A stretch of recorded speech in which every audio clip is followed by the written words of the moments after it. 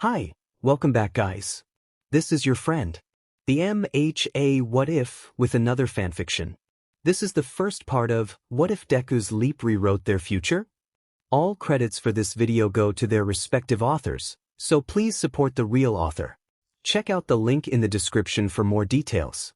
Please give this video a like and subscribe to the channel if you want more videos like this. Now let's get into the fanfic. This was disorientation. Jarringly, he feels what seem like hands pulling and tugging at his body, forcing him onto unsteady legs, wrenching him away from the boy he was clinging to. Red and blue flashing lights left him in a dizzying haze. Every sound was altogether deafening and muffled at once. Voices, sirens, the sound of screaming. Whose was that anyway? Why did his throat feel so raw?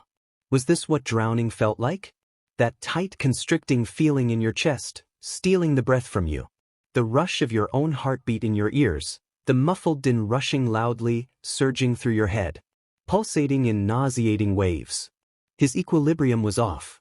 He could hear a cacophony of questions being directed at him, but Katsuki was drowning in a sea of red. The sight of Icarus' descent would forever be burned into his retinas.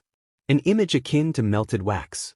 The harsh breaths that make it past his lips are nothing short of choked, pained gasps, and he finds himself fighting against the hold of the EMTs attempting to restrain him, his trembling hands reaching out, desperately searching. Everything was so wrong. He was late. He was too late and everything was red. He hardly remembers anything that happens next, each second a passing blur. Only reacting when two more EMTs run past him with a stretcher, he tries again to force his way closer. Yet still he was restrained. Couldn't these people understand? They were seriously pissing him off. Couldn't they see? He had to be near him. He had to know if he was okay. He had to know if his shoddy attempt at CPR even worked. He'd never been this stricken in his life. As if the axis of his world was flipped entirely upside down. And yet, what else could he have expected? The signs had been there. However, like everyone else around them, he'd elected to ignore them. Blindsided by a sunny disposition and ceaseless optimism. It was Deku after all. Cheery to a fault. When did all of that slip away? How did it ever get so bad? Panic spikes within him as they move Deku's broken body, leaving nothing but a smear as a reminder on the pavement in front of their school's main entrance. A thought occurred to him then. It had to have been the beginning of the week. Deku had seemingly been himself up until the beginning of this week. However, Katsuki was so preoccupied with his own trivial matters, boasting about UA or getting himself into trouble, that he hadn't noticed the shift. Just when had the fight left those Viridian eyes? In the end, it didn't matter when. His light was snuffed out and he was too late. Too painfully late to realize. Izuku's flame had been extinguished. And now, the pavement, his prone body, everything was coated in angry, brilliant, flaming vermilion, and this was one fire that Katsuki couldn't put out. He'd fed up. After everything? He'd practically written the script. Guilt left him trembling as paramedics diligently worked on the broken boy beside him in the ambulance. They raced against time to get to the hospital. Vaguely, he realized shock was setting in. His body had moved on its own. He didn't even remember hearing himself beg to come with them. He didn't even know why they let him. He could hardly be considered any type of family to Deku. He'd lost that right long ago. He'd never get it back. Anxiety grips him tightly as the paramedics charge up their defibrillators. Katsuki watched, agonizingly, as his once childhood friend flatlined twice on the way to the hospital. Never before has a heartbeat been so infuriatingly fickle, like the flicker of a candle in the dark on a windy night. The odds stacked against them. It stunned him to realize that he'd have given anything for just a few moments longer. As if somehow he could reach out and physically keep Izuku's heart beating with sheer willpower alone. Thankfully, for once, time was on their side as they pulled up to the ambulance loading bay of Mizutofu Regional Hospital. Everything that happened after that was a blur, but apparently it hadn't passed without some more fight on his part. Young man. Katsuki is startled from his rage when a pair of fingers snap together in front of his face. His dazed gaze locks onto that of an elderly woman, a medical assistant it would seem. I understand that this is an awful and traumatic experience for you, dear, but there are some important questions that we have to ask you, and we can't do that unless you calm down. Can you do that for me? Katsuki's mouth clamps shut in shame, nodding mutely. Okay, good, she continues gently. Now, we need to know the young man's name.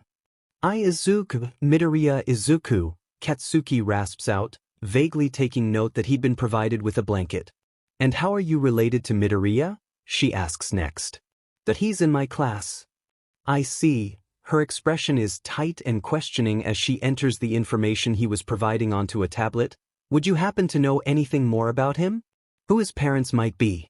Or any emergency contacts we should be aware of?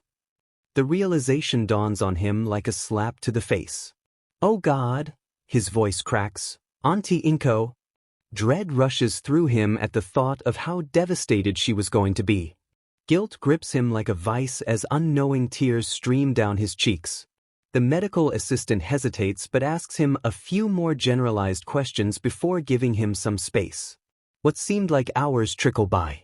During this time, Katsuki was moved into a private waiting room just outside of the OR. Several different people, medical staff and policemen included, come to question him and take his statement during this time. Having rasped out answers on autopilot, they assure him that his parents have been contacted. An officer by the name of Tsukachi Naomasa appears later and stays with him, sitting just to his right. Whether out of respect for his space or due to Katsuki's own surly nature, the older man elects to maintain silence, not bothering him with any more unnecessary questions. Unless the need arose. A ways off, familiar voices could be heard and Tsukachi stands abruptly. Excusing himself, he walks down the hall before disappearing from sight. Shortly thereafter, Katsuki's parents both round the corner. A gasp and pained sob could be heard in their wake. Katsuki had never heard such a raw and painful sound in his life. It dawned on him instantly and he knew. His parents had brought Auntie with them. He was caught in a haze of tight embraces, worried expressions, hushed reassurances, and several more prying questions. At this point he was so drained, he could hardly find it in himself to answer them. And even still, despite everything that has happened thus far, nothing could have prepared him for the sight of Aunt Inko being led down the corridor moments later. Her crumpled face was distraught and tear-stricken, a wad of tissues clenched tightly in her hand. Katsuki knew he must have been a distressing sight, when upon seeing his blood-stained uniform and hands, Inko was nearly brought to her knees, if not for Tsukachi steadying her. Several more hours passed and it was a waiting game in which time was of the essence. The next few hours were a mixture of dozing in and out of a fitful sleep, coffee and smoke breaks, barely audible conversations, nail-biting and pacing. There was hardly a word from the surgeons and the hallway's occupants hardly knew what to make of it. It was nearing 1 in the morning. School had let out that day at 3 and Katsuki stayed in detention for about an hour, making it about 4 o'clock by the time he walked out of the main entrance before seeing. He shudders despite himself. How long had Deku been up there? What kind of thoughts were running through his head? Katsuki tried to keep himself in the present as he chewed his bottom lip. His parents stand, each of them giving Auntie a tight hug and a few whispered words. The pair of them make their way over and give him a reassuring squeeze on the shoulder and a kiss to his hair, as they walk out for yet another coffee and smoke break. It was then that Katsuki found himself alone with Auntie Inko. At this point, it had been almost 9 hours since Izuku was admitted for surgery. Although her expression was mostly dismally blank, Katsuki found himself bristling under the older woman's inspection. She stared at his bloodied hands for an age before uttering, "You should really get yourself washed up, dear. It's not good to let Bill dash," she cuts herself off, "to let it dry on you like that." Katsuki hesitantly glances down at his stained hands and nods numbly. Standing to his feet, he's about to make his way to the restroom before her voice halts him again. Her voice is quiet, almost as raspy as his own. "I'm glad," she says after a moment. Katsuki's tired crimson gaze meets her own puffy eyes so like his, it made Katsuki's chest clench. "He wasn't alone," she continues. "Had you not been there, then," she trails off, "they wouldn't be here, clinging desperately to some semblance of hope. It went unsaid, but Katsuki knew that if he hadn't had detention that day, they would be having a completely different conversation. One that certainly involved funeral arrangements. It's funny, you know, she huffs humorlessly, her lips trembling slightly. I never once suspected that something like this would happen. I never even entertained the thought. Let alone realized how much pain he'd had to have been in. Her breath hitches. For him to see no other way out, to do this? How could I not see it? I should have seen it. She wrenches back a sob, finding her voice again. Does that make me a terrible mother? As Katsuki finds her watery gaze again, he treads closer, his heart in his throat as he crouches before her, taking her tightly clenched fists into his hands. His gaze is downcast, staring at their hands, at the contrast of the blood flaking off of his stained fingers. This isn't your fault, Auntie. He gulps harshly, a familiar sting clouding his vision. His own watery gaze meets hers and he can see recognition in her eyes. If I had been there for him, if things were like they used to be, if I weren't such an a-hole, maybe he wouldn't have jumped, is left unsaid, but still he powers on. His spark, he lost it because of me. And he could never forgive himself. It was his fault. He'd planted the idea like a seed he'd never known would grow. Deku was always stronger than he appeared. Katsuki had had no cause to believe that he'd taken his awful jeering to heart. Inko's lips were pursed tight as she stared down at the boy crumpling at her feet. She could see the deeply seated guilt growing within him. Guilt not much unlike her own. She gives his hands a tight squeeze. Sure, she could be angry. She could place blame, but at the end of the day, this was on her too. If she'd believed in him more, or maybe if she hadn't been so fearful of his dreams, so overprotective. She knew something was up with Izuku when he'd come home one evening last week and hadn't touched a bite of his katsudon. Inko had just assumed he was tired, or that he wasn't feeling well. She'd had no idea it could have been this, that her little boy would. None of that now, she replies with a strength that blinds Katsuki. He couldn't fathom how she'd even summoned it. I guess that just means we've got more work to do. Katsuki's own resolve steals at that and he gives her a nod. That was the understatement of the year. If Izuku survived this, Katsuki would undoubtedly spend the rest of his life making up for his mistakes. There were no two ways about it. After cleaning himself up, a few more hours pass in which their respective parents end up huddled and cuddled restlessly in the waiting room chairs. His parents giving Inko as much needed support as they could offer. Katsuki, as usual, elected for space, which they gratefully gave him. Each of them startles as the double doors of the OR finally swing open, revealing a very haggard-looking surgeon and, to Katsuki's immense surprise, a pro-hero. Recovery girl. Inko is on her feet in an instant, clenching a tissue tightly in her hand. After 12 hours of waiting, they were all on pins and needles. None of them speak for a moment. After massaging the bridge of his nose, the surgeon speaks up, eyeing every one of them solemnly. I want you to know he is alive. Inko sobs into her hands in relief and Katsuki's mother comes up from behind her and brings her into her arms, steadying her. Katsuki, on the other hand, wasn't as relieved. He knew a lingering, but when he heard one, his fists and jaw clench in anticipation. This surgery wasn't an easy one.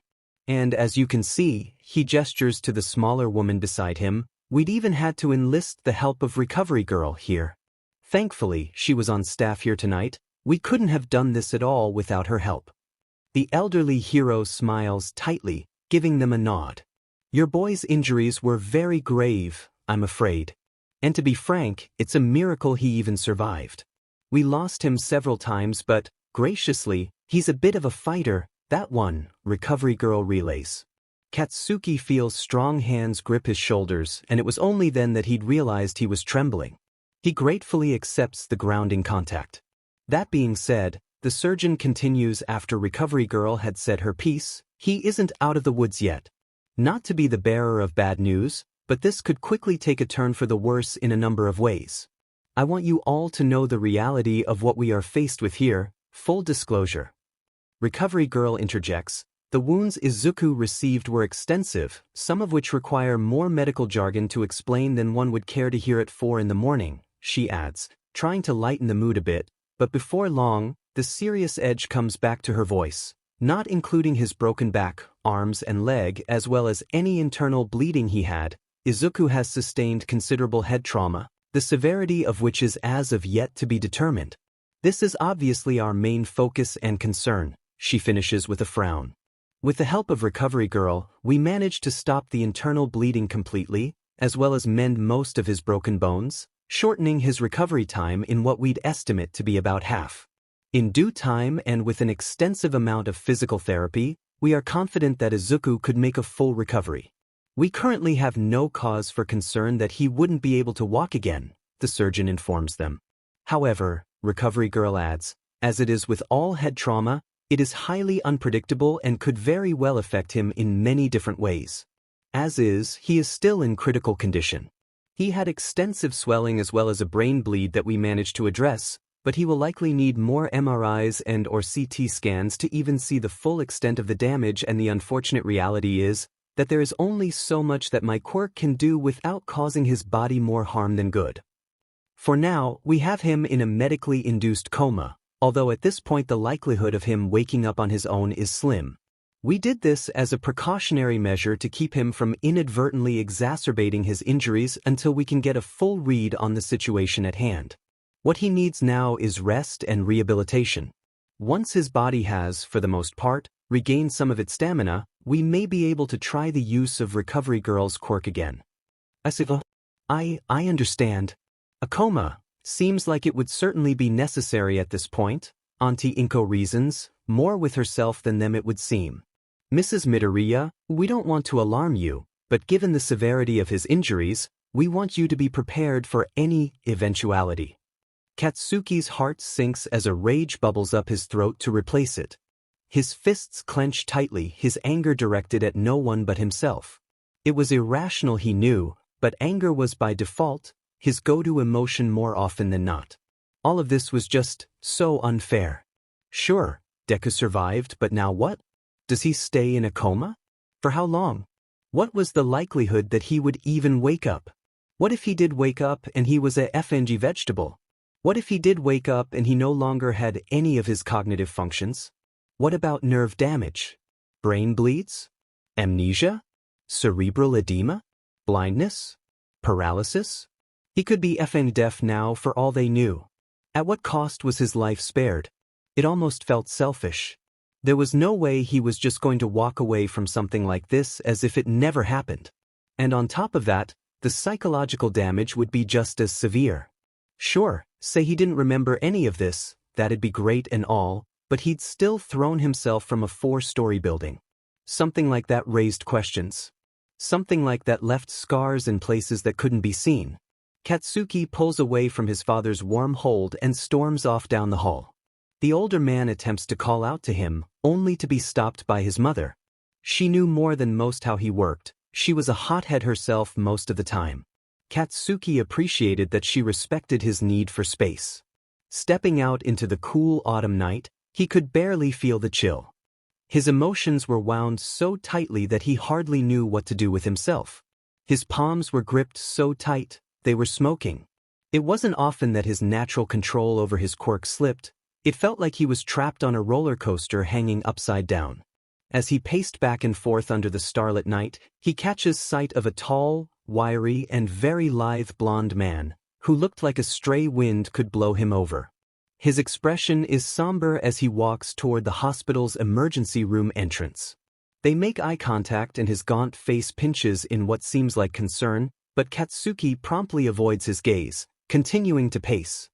His problems were of no concern to the skinny bastard, and he sure as shit didn't need pity. He needed much more than pity. He needed a miracle. At times like these, Yagi Tashinori usually had at least a few words of hope or encouragement. No matter how dire a situation was, there was always a silver lining. After all, he was a hero. The hero. He was a pillar in the community and a global symbol for peace, and yet, at that moment, he couldn't come up with a single thing to say. What could a person say at a time like this? Congratulations, you're not dead? Or, sorry for crushing your spirit? Guilt was a dreadful thing, as was shame, And at the beginning of this week, he'd thought he'd felt the worst of it. He was very wrong. You see, he was in a bit of a jam when one Monday evening he was low on stamina. Villain after villain came out of the woodwork, and all he'd been trying to do was run an errand. Alas, crime waits for no one, and especially not for their groceries. He was All Might after all, the symbol of peace. He had a job to do, and do it he must. He was on his way to the general store that evening when he'd come across a wanted criminal attacking a young boy. He'd had just enough time left to make short work of the fiend and be on his way, but that wasn't entirely how things played out. The boy in question was a timid, meek, and anxious middle schooler with forest green hair and equally vivid green eyes. He was chock full of youthful optimism despite his recent encounter with near death. That honestly should have been Toshinori's first red flag. The boy had more questions than Toshinori had time to answer them, and as much as he'd regret sliding a fan, he really had to go. Time was of the essence, and if he didn't book it soon, his secret would be exposed. The green-haired boy had other plans, however. Toshinori really did not bank on the kid being such a wild card. The kid had managed to get the drop on him and clung to him for dear life as Toshinori leapt high into the air. After quite the startling turn of events, Toshinori attempted yet again to get away from the kid as soon as possible. He'd had about 5 minutes or less left, and he simply could not afford to dawdle any longer. The kid began to express to him about how much he'd wanted to be a hero, just like him. He explained how he wanted to smile in the face of adversity and bring hope to others. At any other time, Toshinori would find this endearing, inspiring even. The young man went on to relay that he'd been quirkless since Bjartich, and oblivious to Toshinori's current plight, he'd asked him if it were possible for a quirkless boy like him to become a hero. As soon as his answer flew out of his mouth, he'd immediately regretted it. He'd answered the boy in a fit of self-absorbed panic, and he knew it. And soon enough, his panic was all for naught. To his credit, even with his incredulous reaction, the kid did seem honest enough. So Toshinori leveled with him. He went on to tell him things he'd mentioned aloud to only a select few.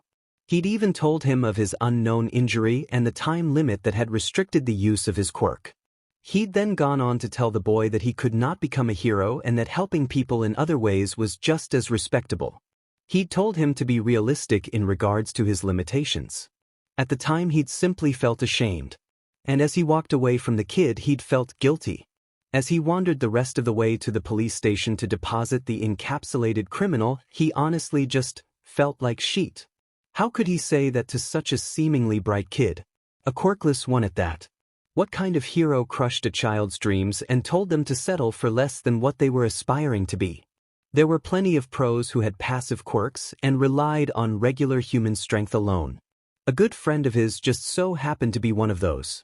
How could he have just walked away from him like that, knowing full well that he himself had been a quirkless child? In that moment he realized he would come to regret those words for the rest of his life. At the time, he just hadn't factored in how much. He talked about his fears and regrets later that evening with the one person he knew would listen, his best friend Tsukachi Naomasa. The man did his best to assuage his worries, but they both knew this was something that would stick with Toshinori for a long time, not to mention it was a serious liability issue. After ruminating over it, both men came to the conclusion that the kid wouldn't say anything. It didn't seem to fit his character. He'd no doubt had a sense of justice and a great amount of respect for All Might. The odds of him talking about what had transpired were low. Both men had decided to table the situation for a later date, should the need arise. It was 4 days later when he'd gotten the call. A young boy, a middle schooler from Aldra Junior High, matching the description of the kid that Toshinori had encountered 4 days previous, had thrown himself from the roof of the school. Young Midoriya Izuku, only 14 years of age, quirkless and often the target of relentless physical and emotional bullying, had attempted to take his own life. As Naomasa solemnly relayed this information to him, Toshinori felt as if the wind had been knocked out of him, and reflexively he found himself clutching his injured abdomen. With all of the power that One for All granted him, for all he was as the symbol of peace, he'd felt utterly stripped and powerless. Naomasa tried his best to placate him, informing him that the boy had survived the fall, but there was no consoling the hero as he withered in self-hatred. Surviving something like that almost seemed just as cruel as succumbing to his injuries would have been. There was simply no fixing this. Not in a typical sense. And now the poor kid was in surgery, fighting for a life he'd legitimately felt had no merit. Tears streamed down Toshinori's face as he hung up with Tsukachi, who had to take care of the young man that had found Izuku, a boy named Bokogu Katsuki, who had apparently been present when Midoriya jumped. Not knowing what else to do, he found himself calling the only other person who knew him best, seeking advice for circumstances that were so far out of his depth, they were an ocean, in which he was adrift. It was one of the hardest conversations he'd ever had with Gran Torino, who oftentimes was like a father to him. It left him feeling raw and exposed. And the older man had only one piece of advice to impart to him. Make this right. As he made his way to Mizudafu Regional Hospital, Toshinori only wished that he could. After some insistence from the nursing staff, Katsuki was made to shower and promptly given a pair of white scrubs to use in place of his school uniform, which had honestly seen better days. During this time, Izuku was subjected to a few more tests before they were finally allowed to see him. Katsuki knew it was going to be bad. Hell, he'd seen the kid at his worst, but he was still unprepared for the sight they were all met with. Fresh tears flooded from Auntie's eyes with a renewed vigor as she rushed to her bedridden son. The sight they were met with was an uncomfortable one. A tangled mess of wires and tubes and fluids surrounded Izuku's slight form. His body was a mesh of bandages, coagulated scrapes, and visible yellowing bruises, which was the really astonishing part.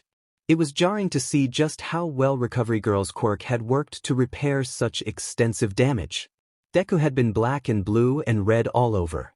His body had been twisted in ways that only seemed possible in those American Looney Tunes cartoons they'd watched as kids. At the time, Katsuki was scared to even touch him, let alone perform CPR, out of fear of hurting the boy even more, but now, it seemed more like he'd been in a bad car wreck a week ago and not like he'd been dropped off a building the day prior. It was truly amazing how well he looked now compared to mere hours ago.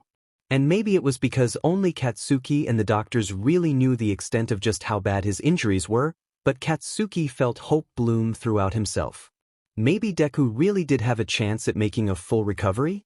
By the time 8 a.m. rolled around, the older Bakugas found themselves sleeping in shifts while Inko and Katsuki remained vigilant at Izuku's side. Between the pair of them, their eyes bloodshot and bodies sore, Katsuki was sure that they were only still awake out of unyielding determination alone.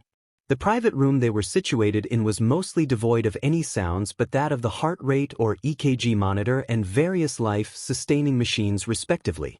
As Inko was beginning to nod off in her bedside chair, Katsuki couldn't take his eyes off of Deku's still form. His curls were a tangled mess and his hair was shaved down to his scalp in some places. His face was covered in scrapes and some minor lacerations. All things considered, he actually looked relatively good. There were no obvious outward deformities to be worried about, just a few superficial things that shouldn't leave any major scarring. Seeing the subtle rise and fall of his chest set Katsuki's singing nerves at ease. Before long, he could no longer hold open his weary eyelids, and he too was asleep, his head pillowed snugly next to Izuku's thigh. Katsuki awoke next to the vivid smell of coffee and a light shake of his shoulder. As tired crimson eyes blinked into awareness, he was greeted with the sight of his father's soft smile. Katsuki groans as he sits up, a stiffness in his shoulders likely being the cause. Blinking around the room, he noticed it was devoid of his and Deku's mothers. Where? He rasps out, his throat very dry. He rubs the sleep from his sore eyes and yawns deeply. I managed to bully them into getting some sleep, his father kids. I used the, "Is this what Izuku would want?" card and they begrudgingly complied. They are holed up at an inn down the road, neither of them wanted to go home. His father relays, gingerly waving the coffee cup in front of Katsuki's face. He accepts it gratefully. His father really was the best. In a way, Izuku reminded him of him. They were both well-mannered and soft-spoken, both were patient in ways that Katsuki couldn't begin to fathom, the both of them were pretty nerdy too. Taking a deep pull from the spout of the lid, Katsuki hums in appreciation. What time's it? He mumbles, still too tired to form coherent sentences. Just after 3:30 in the afternoon, the older Bakuga replies, taking the seat on the opposite side of Izuku that Auntie had occupied earlier. I dropped them off at around 2 p.m. and went home for a change of clothes for everyone. The coffee was kind of an afterthought, he explains. Katsuki nods faintly, as though spaced out. He takes another drink to wake himself up. I figured I would leave you here, seeing as I didn't think you'd leave him even if I asked. His father relays knowingly, a light-hearted edge to his voice. Katsuki grumbles into his coffee, feeling his face heat up despite himself. I also took the liberty of letting the school know you'd be out for a couple of days. They completely understood, although, incidentally, they actually let me know that they'd canceled classes for the following week and that your absence wouldn't reflect on your attendance. I'm guessing they are having to deal with liability backlash issues. Apparently, the school's roof access was supposed to have remained locked at all times. He trails off, taking a sip of his own coffee. Katsuki nods a handful of times to himself belatedly. Thank you, he eventually replies. Despite the caffeine doing its job, he still felt completely drained.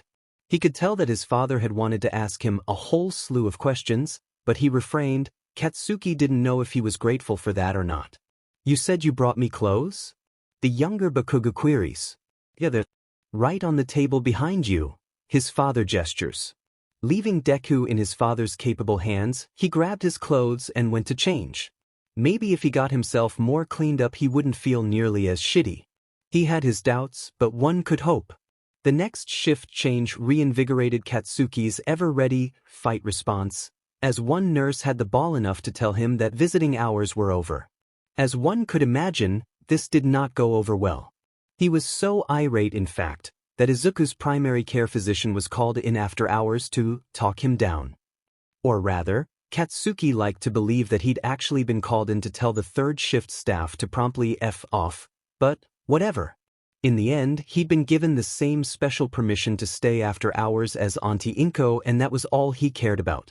Around 10 o'clock that evening, Auntie walked into Deku's room, still looking haggard, but far more rested than she did when he last saw her. Bakugu Katsuki, she starts with an edge to her voice. Oh? The fine hairs on the back of his neck prickle. Why did I receive a phone call from the receptionist saying that you told a nurse to, and I quote, stuff a bedpan up her butt and leave you the F alone? She chided him. To his credit, he tried not to laugh, but it really was too funny to hear Izuku's mom cuss. It was like finding a unicorn in the wild. They tried to make me leave. What did you expect me to say? Inko's gaze softens marginally and she nods in understanding. She'd thought about it before, and it was way more apparent as the days went on, but she had a feeling that she and Katsuki were going to be seeing a lot of each other more often. It almost made her nostalgic to think about it. Both of her little boys in the same room again. It was sad that it had to be because of something like this. She'd really wished they could have resolved their differences before all of this, without life or death stakes being involved. More often than not, she wondered what drove such a wedge between two boys that were practically adjoined by their diapers. She wondered if she would ever find out. All she wanted more than anything was to see both of them interact again, in a healthy manner. It would make Izuku so happy. She reaches out and pinches Katsuki's ear, almost laughing at his unsuspecting hiss, but she remains firm and unyielding. I expect you to apologize in the morning for causing them so much trouble, mister. They were just doing their job, and part of that job is ensuring that their patients have enough rest. Am I understood? Katsuki visibly blanches and nods as she releases him. Yes, ma'am, he agrees quickly. As he rubs the soreness from his ear, Auntie takes her seat on the other side of Izuku's bed. He wonders if this was why Deku was so DMN proper all the time. Geez. She's scary. Have you eaten? She asks a few minutes later. Katsuki takes a moment to consider this, and apparently it was a moment too long for his auntie's taste because she was already standing to her feet and walking to the door. Her fingers grip the threshold as she lingers, craning her head back toward him. What would you like to eat? Katsuki gives her a shrug. I honestly haven't had an appetite. The last thing I had was the coffee Dad brought me around 3. She hums in acknowledgement. I'll bring you back something light then. Watch over him for me? Katsuki stills. It was as if that validation alone was all he needed. Auntie Inko trusted him. She trusted him with Izuku's well-being, and he'd be dead if he ever screwed that up again. Never again. Katsuki gives her a nod and a silent vow, and before he knew it, she was gone. His eyes trail back over to Izuku's intubated form, frowning slightly. All was quiet aside from the machinery at work. Discreetly, he reaches out and takes his hand, being mindful of the IV connected to it. "You have one hell of a mother, Deku," he murmurs. "Hurry up and get better, so you don't keep her waiting, 'kay?" Just out of Katsuki's line of sight, a lithe figure lingers near the doorway, watching the boys briefly with solemn blue eyes.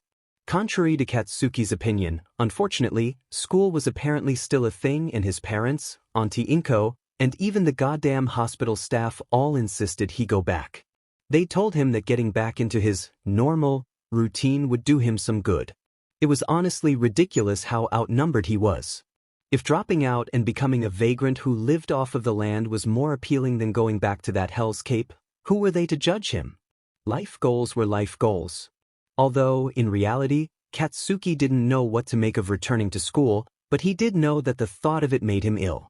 The entire train ride there, Katsuki kept trying to think of ways to talk himself out of going, to just turn around and ride the next train back to the hospital, but he didn't have a choice. His mother would likely drag him back by his ear, harping at him the whole way. He'd rather not deal with that. Soon enough he'd reached his stop and walked the rest of the way to his destination. His hands trembled as he stepped into the school's courtyard.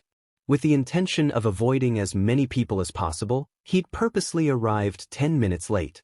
The fewer eyes there were on him, the better his nerves would be. Making his way down the sidewalk, his chest begins to tighten, his quickening pulse thrumming like a war drum. He stops dead in his tracks, realizing that what he'd been feeling was dread. He could tell that they'd scrubbed and scrubbed, but still, Katsuki could see it. The faintest outline of blood. Deku's point of impact. He stared at that spot for an undetermined amount of time, as if he could will it away. As if by doing so he wouldn't hear the distant echo of Izuku's bones shattering or the rattled cough that came from deep in his chest as he began to choke on his own.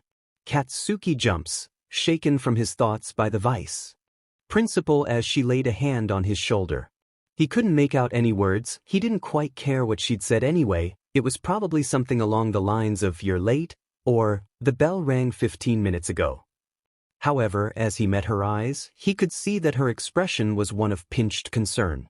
Of course, they all probably knew. "What?" he croaks out lamely. "Bakugo, dear, can you tell me what you need? Would you like to go sit? Should I call Dash?" "No," he interjects hurriedly, pulling away from her. "I'm fine. I just need to get to class, sorry I'm late." She attempts to reach out, only to pull her hand back and let him go.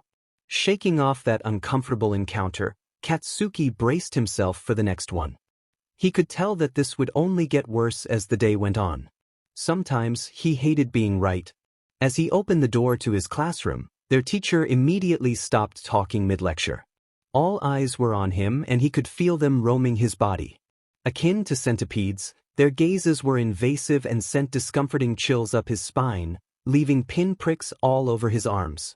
He tried to ignore it, but failed. "The F you losers looking at? Take a fucking picture." Despite his harsh words, his tone was quiet, subdued. It sounded foreign even to his ears. As he sat down in a sea of superficial stares, he'd never felt more alone. Looking to his right, he couldn't take his eyes off of the vacant seat across from his. It only seemed to serve as a reminder of where he'd rather be. If first PRD was uncomfortable, second PRD was hell. By third PRD, his skin itched every time someone stared at him and whispered under their breath. By lunch, the rumor mill was in full swing. Whispered words, stares, jeers, giggles, suspicious or pitying glances. As all of these swirled around him like some twisted vortex, he'd wondered, not for the first time that day, if this was just a brief glimpse of what Izuku felt like on a daily basis. The thought left him feeling sick to his stomach as he went through the lunch line. Everyone acted as though he couldn't hear them, that or they knew he could and just didn't care. The rumors spread like a plague as he heard awful things like how he and Deku got into a fight on the roof and he fell as a result. Or that he'd pushed Deku off the roof to see if he'd had a flight quirk. Or that Deku decided to off himself because he'd realized how weak a quirkless nobody like him was. Or worse yet, that Deku actually died on the way to the hospital because the EMS didn't see the point in saving him. Katsuki tried to keep his cool, he really did, but the perpetual anger that always simmered below his skin rolled to a boil. He took a deep breath and promptly exploded. Inko knew something was wrong when Katsuki stomped his way into Izuku's room at 1:15 in the afternoon. His rigid posture and the puffiness of his eyes told her all she needed to know. Giving Izuku's hand a gentle squeeze, she stands, crossing the room until she approaches the boy in the threshold. "I'm parched," she starts casually, not yet questioning why he was there. "Come with me to get some coffee." It was phrased as a question, but said like an order, and Katsuki was honestly too drained to attempt to deny her. The pair of them informed the nursing staff that they were leaving for a while and exit the building. The walk to the coffee shop wasn't too long, but it was long enough for them to expend a fair amount of energy. Inko knew they both needed it. They've been cooped up in the hospital for almost 2 weeks now. This was good for both of them, or at least she kept telling herself that whenever her mind wandered into unsafe territory. "Aren't you going to ask?" Katsuki fishes. Inko shakes her head. "I didn't want to pry, but I didn't expect you to be the first one to break the ice either," she replies. With a sigh, Katsuki stares down at their feet. He was almost a whole foot taller than her, but they were keeping a pretty even pace. "Well, there's no point in delaying the inevitable. F-ed up today." It was a testament of how used to Katsuki she had grown when she didn't even react to his potty mouth. "In what way?" The boy at least had the decency to seem abashed. "Blew up in the school cafeteria today, both figuratively and literally. I'm sure it won't be long until Mom finds out. So I'm harboring a fugitive, then?" She teases. There was no point in being mad. She kind of suspected this would happen, although she had hoped school would have been more of a positive distraction. They gravely miscalculated on that one. Katsuki, to his credit, did seem remorseful, but Inko just knew there was a righteous indignation hiding underneath. From the time he could walk, Katsuki, in his own weird way, never did anything without there being a reason behind it. He, like her Izuku, was a very bright child. Very analytical and precise, as well as alarmingly perceptive. If he blew up the school cafeteria, there had to have been an underlying reason as to why. "I will talk to your mom," she decides, watching as surprise colors the teenager's face. "But, in return you have to tell me what happened, deal?" "Deal," the perplexed boy replies, with the slightest bit of hesitation. They reach the cafe and order their respective drinks, and when Katsuki attempts to pay for his own, Inko smacks his hand away, with a smile. "My treat," she says simply, and she watches as any argument he'd had dissolves on his tongue.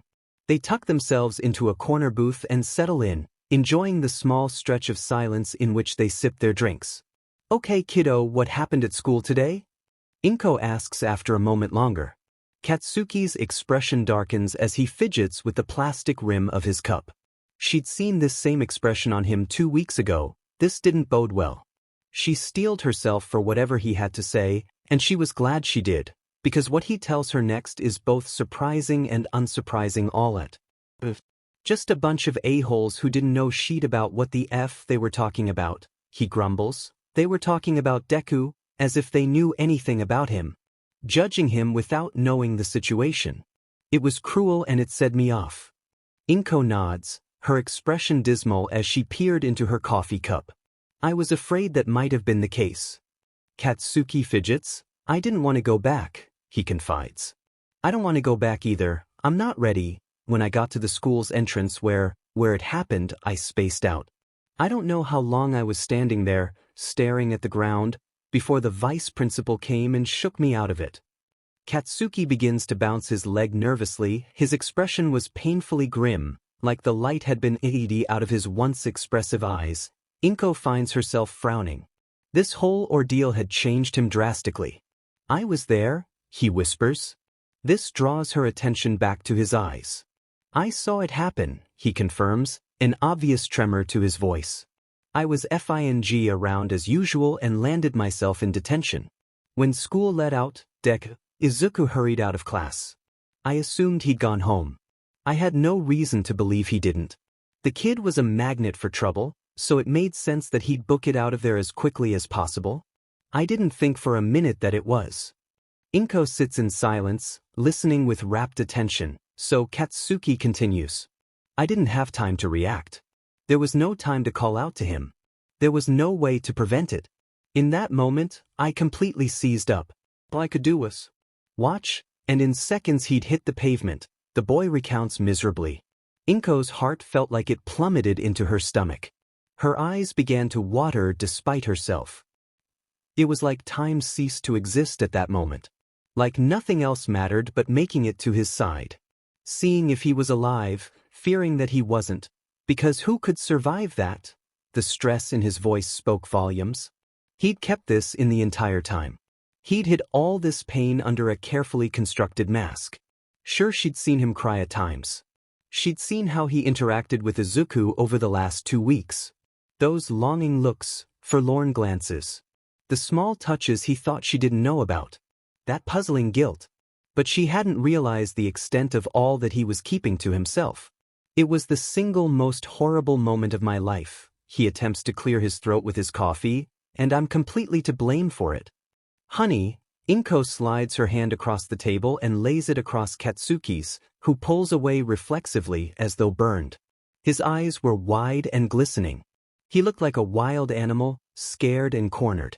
No, Auntie, you don't get it. This isn't just some guilty conscience bullshit talking. This isn't me talking out of my butt, wishing sheet could be effing different. It's the honest-to-God, literal truth. If you knew, his voice takes on an almost hysterical edge, if you really knew what I was like to him. The sheet that I said or did to him that day. Or the day before that, and every other day before that one, you would know, his face crumples. You would know what a complete piece of sheet I really am, and how much I don't deserve your kindness. You'd know how FNG toxic dash. Katsuki, she tries, please, don't say things like that dash. I told him to do it. He all but sobs, his voice cracking as the unshed tears finally stream down his face. Inko is stunned. What do you mean, you told him? His head hangs low, avoiding her gaze. It's my fault that he jumped, because I was terrible to him, what I said was cruel, but I swear if I thought for a minute he'd actually do it. Katsuki, what did you say to him? Her voice sounded terse even to her own ears. He straightens himself out. Squaring his shoulders, despite his red-rimmed eyes, he looked at her dead on. Staring at her like a man about to face his final moments. A man staring down a firing squad. A week before the incident, in class, we were talking about the hero courses at our respective high schools of choice. He was talking about joining U.A again. Talking about joining the hero course. I don't know why, but it set me off. I threatened him, told him I'd kick his butt if he joined you. He had no business getting himself into something he couldn't handle, or at least that's what I thought. Looking back, I know I was dead wrong about all of it. I think in my own way I was worried. But it's no excuse, I had talked out of my butt again. Inko glares down at her coffee cup, her hands were so tight around it that her knuckles were white. She had a feeling she knew where this was going. I told him out of spite or fear or worry, I don't know. His voice got gradually softer as he went on. It never should have even come out of my mouth to begin with, but it did and I can't change that. And if I could, in a heartbeat I would, hell if I could swap places. Her attention is piqued at that, her pulse quickening at that belated comment. She didn't think she could deal with another teenager hurting themselves. Not again. Thankfully, he just seemed to be commiserating. Acceptance seems to come over him, because the tension in his shoulders, his pinched expression, it all fades to a blankness that seems to overtake him. It was a look of such hopelessness that a teenager should never have to have. I told him, he says quietly, that if he was so dead set on having a quirk, that he'd probably have better luck in his next life, and to take a swan dive off the roof. All is silent, except for the typical background noise of the cafe. The pair of them are eerily quiet for a long time. Neither of them having the will to look one another in the eyes. A flood of emotions came over her. She was angry. She wanted to be angry. She wanted to shout, cry, and shake him. But taking one look at him, she could immediately see that anything she did was nothing compared to how broken he already looked. He had the eyes of someone who lost more than just a childhood friend. But what he and Izuku had could hardly have been called a friendship anyway, so why? What right did this boy have to become so shattered by this? She couldn't wrap her head around it. This was more than your typical guilt. More than remorse. And god damn it, she wanted to hate him, but she knew in her heart of hearts that she couldn't. She was no better. She did nothing to encourage Izuku in his dreams. She more often than not told him he didn't need a quirk anyway. She even went out of her way to not use her own quirk around him. She didn't want him getting hurt. He was all she'd had. Hisashi was a prime example of what she didn't want to be as a parent. An unsupportive deadbeat. After he left them, she had given it her all to prove that they didn't need him anyway. That she would be enough for Izuku. She would keep him safe. Quirks weren't everything. If Hisashi didn't want a son without a quirk, so be it. It was his loss. She often tried to reinforce that he didn't need what he didn't have. Never once did she consider that this could be just as potentially harmful. She'd treated Izuku with kid gloves, even when he got older. And she'd always had this nagging feeling that she'd had a misstep somewhere with him. Like, maybe she'd said the wrong thing at the wrong time. Because after a while, Izuku stopped sharing his love for quirks with her. It came up often but not near as much. And he was always so private, scribbling or writing away in his notebooks. Taking notes on quirks. Notes that were detailed and fascinating when she'd gotten him to share them. They were truly impressive from an analytical perspective. She would often ask him what he was up to, but he'd shrug her off. Eventually, this became normal. Like a teenager who had a diary, she thought nothing of it. His privacy was his right. She didn't question it. And that's where she failed. It was never just about quirks. It was about him helping people. She saw that now. He wanted to become a hero, no matter how. For all she knew, he could have wanted to be a doctor. He wanted to save lives, to make people feel safe. And she slighted him, thinking that it was an issue with quirks alone.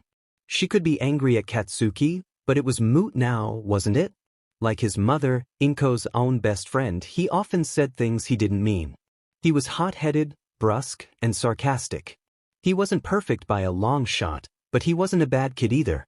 At the end of the day, like Izuku, he wanted to become a hero. He wanted to join UA. He wanted to be just like their shared idol, All Might. It must have been killing him to know that he couldn't save the one person he'd known his whole life. Even if they weren't on the best of terms. They were one another's universal constant. Could Inko really blame him for this? When she herself felt guilt? When she herself was also wrong? She didn't know. There wasn't a manual for this. It was said that the only way to deal with hell is by going through. That was all any of them could do now. The deeds were done. The question now was, where did they go from here? The truth, or Katsuki's truth, was out now. He was far from being Izuku's only bully. Inko was almost certain that this was a culmination built up over some time. He wouldn't have sought an out like this lightly, or from one thing that was said out of a million. Hell, that probably wasn't even the worst thing Katsuki said to him. That kid had no brain-to-mouth filter. She'd had to break up their petty squabbles a time or two. If Izuku was going to jump because of something Katsuki said, he'd have done it that day.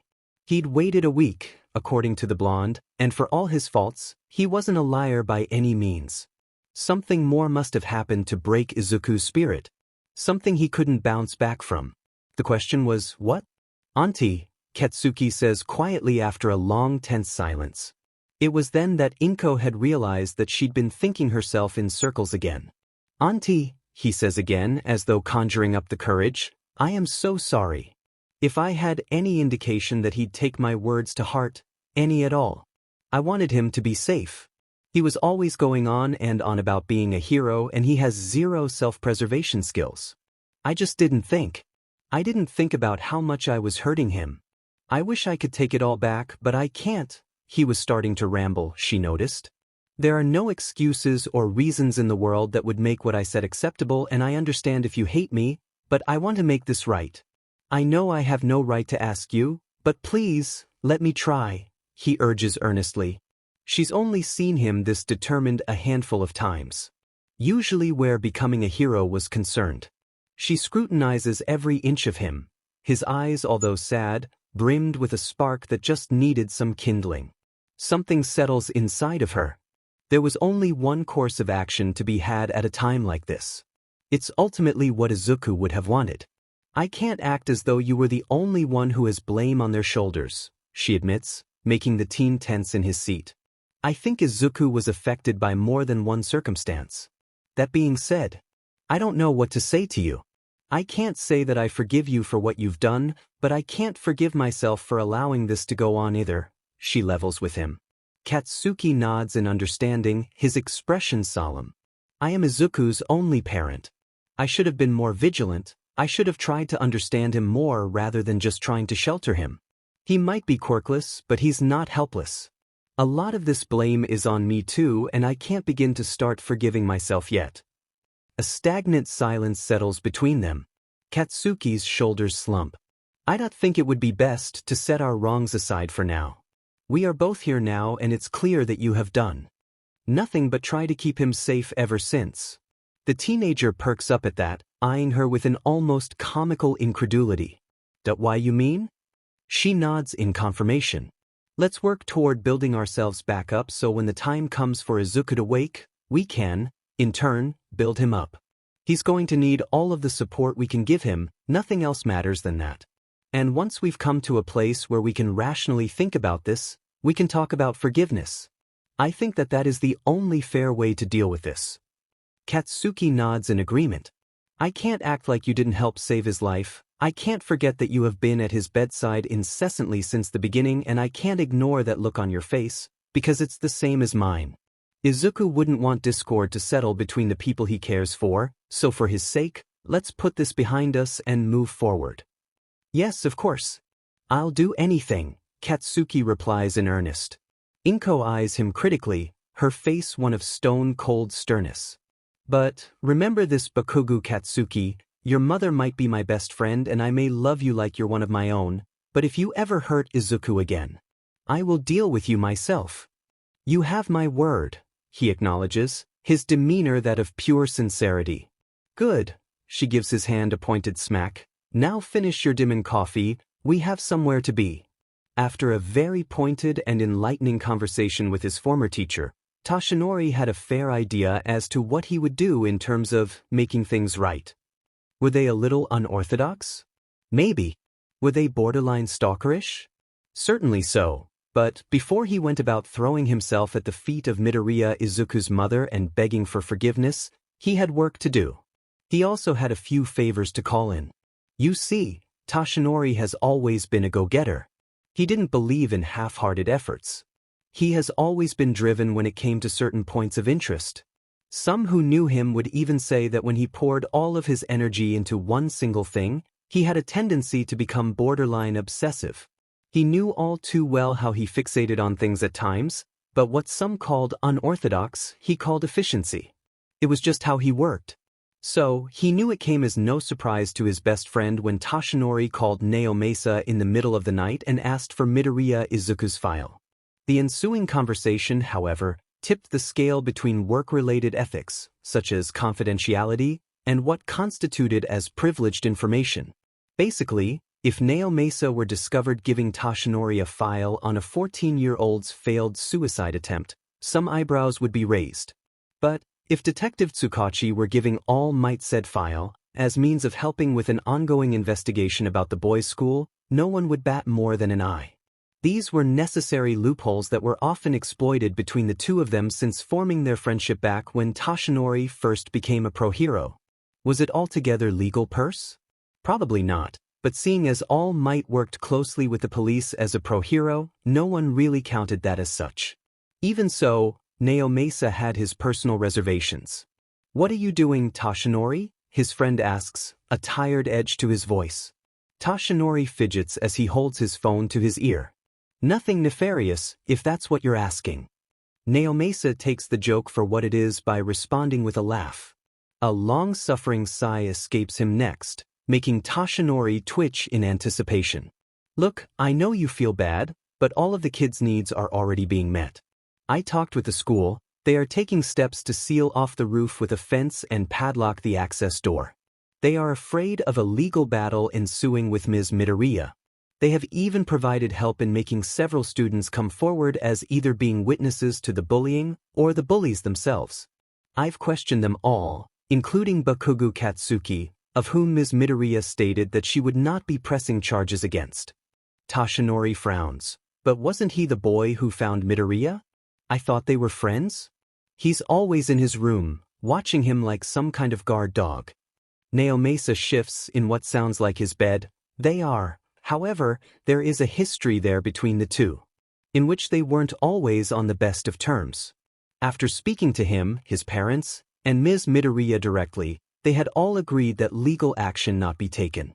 The only thing being required of him now would be mandatory counseling and anger management classes, the subject of which is going to be brought up in person sometime within the next week. Tashinori stares blankly at his desk, nodding to himself. I see. That's good. After what the boy witnessed, I'm sure he feels just as terrible as I do. Toshi, Naomasa stresses, we've been over this. While yes, you did SCK at having tact dash. No, Naomasa, he interjects, I might not have been at any legal fault, and I know that I didn't push the kid off of that roof, but I also know that what I said was wrong. That poor boy was already dealing with so much on his plate. It doesn't matter that I might not be legally entangled. What matters is I failed as a person. Naomasa sighs. A moment of silence stretches between them, so Tashinori continues. I shouldn't have been so brash with him. I was a person that he looked up to and I let him down, during a time when he needed a hero. I should have been more supportive. Something like having a secret identity should never have come before helping someone in need. I may have saved the boy from a villain that day, but I failed to save him from himself. Naomasa groans, rubbing what sounded like his hand across his face. Look, if it truly makes you feel better, I will give you his file, but Toshi? Yes. Don't let this consume you.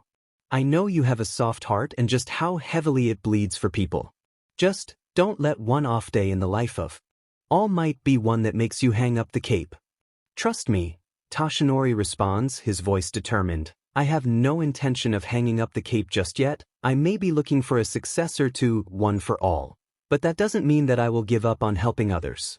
All Might makes mistakes too, and he's got to make this one right. The file will be on your desk in the morning, Naomasa replies dutifully. Thank you, my friend, Tashinori replies, gratefully. Relief floods through him, alongside that determination. Nothing to it, I'm going back to bed now. Tashinori responds with a laugh, bidding him good night before hanging up. The next morning, when Tashinori wandered into the office he'd been given on the UA campus, he indeed found Midoriya's file on his desk.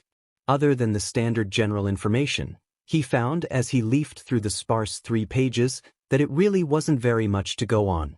This had been the same general information that he had already gathered himself through some simple digging.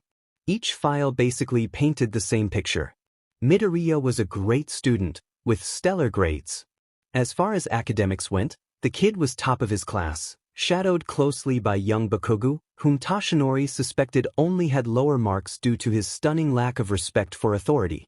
It would seem that the teenager only truly stayed on task or kept out of trouble when he'd had something to gain from it. Both students were near equals in all but personality. As suspected, Midoriya tended to shy away from others. He'd had a habit of rambling or muttering to himself while immersed in his studies, but other than the occasional fist fight with other boys, he was a DM and near-flawless student. With little left to go on as far as a paper trail went, Tashinori decided that legwork would be more beneficial at this point. He was no stranger to questioning a witness. He'd been on many a case and had seen Naomasa operate in person many times before. It was with this mindset that Tashinori found himself walking into the office of Aldra Junior High. He was greeted by a cheery brunette receptionist who was glad to have directed him to the principal's office. After being led inside and made to sit down, he was soon greeted by a portly, older, balding man. Good afternoon, my name is Yagi Tashinori. The pro-hero holds his hand out respectfully. The older man eyes him suspiciously before shaking his hand in kind. I am Principal Ichikawa Hyoteru, To what do I owe the pleasure, Mr. Yagi? I'm a faculty member at UA High School, Toshinori explains. I had a few questions for you regarding two students who attend here. UA? The man responds in surprise. Yes, sir, Toshinori confirms. Isn't it a little early for UA to be scouting for potential candidates? Ordinarily, I would say so, but this is a special case, the pro-hero explains. In light of the recent tragedy that took place here, UA would like to show their support to the two students involved. Immediately, Toshinori could tell that the principal wouldn't be so forthcoming. The older man seemed to have visibly clammed up. I'm not sure who sent you, or what business UA could possibly have by showing up here, but I can assure you, Mr. Yagi, that myself and the superintendent of this school district have taken steps to ensure that an unfortunate accident, such as the one that took place here 2 weeks prior, does not happen again, the man responds tersely. Our legal team and dash. Toshinori raises his hands in a disarming manner. Mr. Ichikawa, if you would please, Toshinori interjects. I am here on behalf of All Might, the balding man tenses, who, I am sure you have heard, is going to be teaching at UA in the coming school year. I mean no disrespect and am not here to speak about the legalities behind this school's ongoing investigation. I am merely here as a mediator, to gather whatever information you have on Midoriya Izuku and Bakugo Katsuki, respectively. Despite Toshinori's attempt to mollify the older man, he still seemed less than pleased to be questioned. What all would you like to know? He eventually concedes, probably just to get Toshinori out of what little was left of his hair, more than likely. We would like it if I were able to speak to the boys' respective teachers, counselors, or anyone else who might know the boys personally, to gather information on their progress. Am I correct in saying that both boys anticipated enrolling into UA as applicants for the hero course?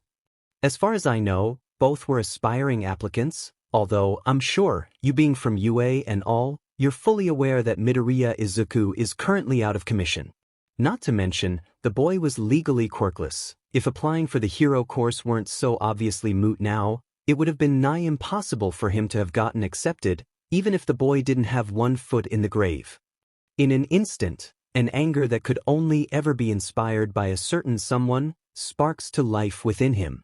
Toshinori's eyes narrow as his fists clenched. He had a pretty low opinion of Baldy to start with, but what little respect Toshinori had for the man in a professional sense was essentially quashed. As for Bakugo Katsuki, that menace was suspended earlier this afternoon due to yet another incident, in which he used his quirk illegally on school grounds. If not for the legal bind the school is already in, or his questionable mental state, we'd have had grounds for his expulsion. Toshinori was honestly sick to his stomach. All this man cared about was saving his own butt. It didn't seem like he cared at all for the well-being of his students. All he cared about was making himself and the school look good in the eyes of the law, but clearly, ethics were lacking here. As soon as his business was done here, he would be reporting this to Naomasa straight away. Mr. Ichikawa, all due respect, Toshinori intones condescendingly, will have you refrain from speaking out against children in such a, frankly, deplorable manner. If you are so concerned with the legal standing of this school, I highly suggest starting first with your staff.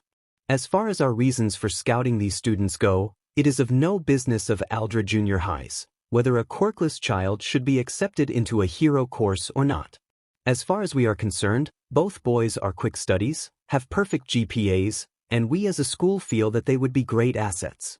The older man gapes like a fish being pulled by a lure, opening his mouth as if to respond, before promptly shutting it. He looked utterly mortified. Now, if you don't mind. Toshinori adds curtly, may I have the names of those teachers? Toshinori stretches his arms high above his head before wincing, promptly rubbing his aching abdomen. After a day as stressful as today had been, he wished he had more of a liver to have a drink with. Unfortunately, he didn't and simply settled for a mug of herbal tea. Courtesy of Chio. Speaking of, he had to speak with her. Pulling off his blazer, he sets it on the back of his rolling chair. Exiting his office, he makes his way to the infirmary. Seeing as it was only 3:30 now, she should still be inside. Giving the sliding door a soft knock, he hears her beckon him inside. Opening and closing the door, He steps into the middle of the room, where he spots the older woman stocking her cabinets with fresh supplies. "Tashinori, what a surprise," she greets him jovially. "Good afternoon, Chio, how are you?" Same ol', as always. I'm surprised to see you here and not lurking around Mizudafu Regional like some kind of ghost," she teases him knowingly. His hollow cheeks flush despite himself as he fidgets under her scrutiny. "Can't get anything past you, now can I?" "Never could," she teases.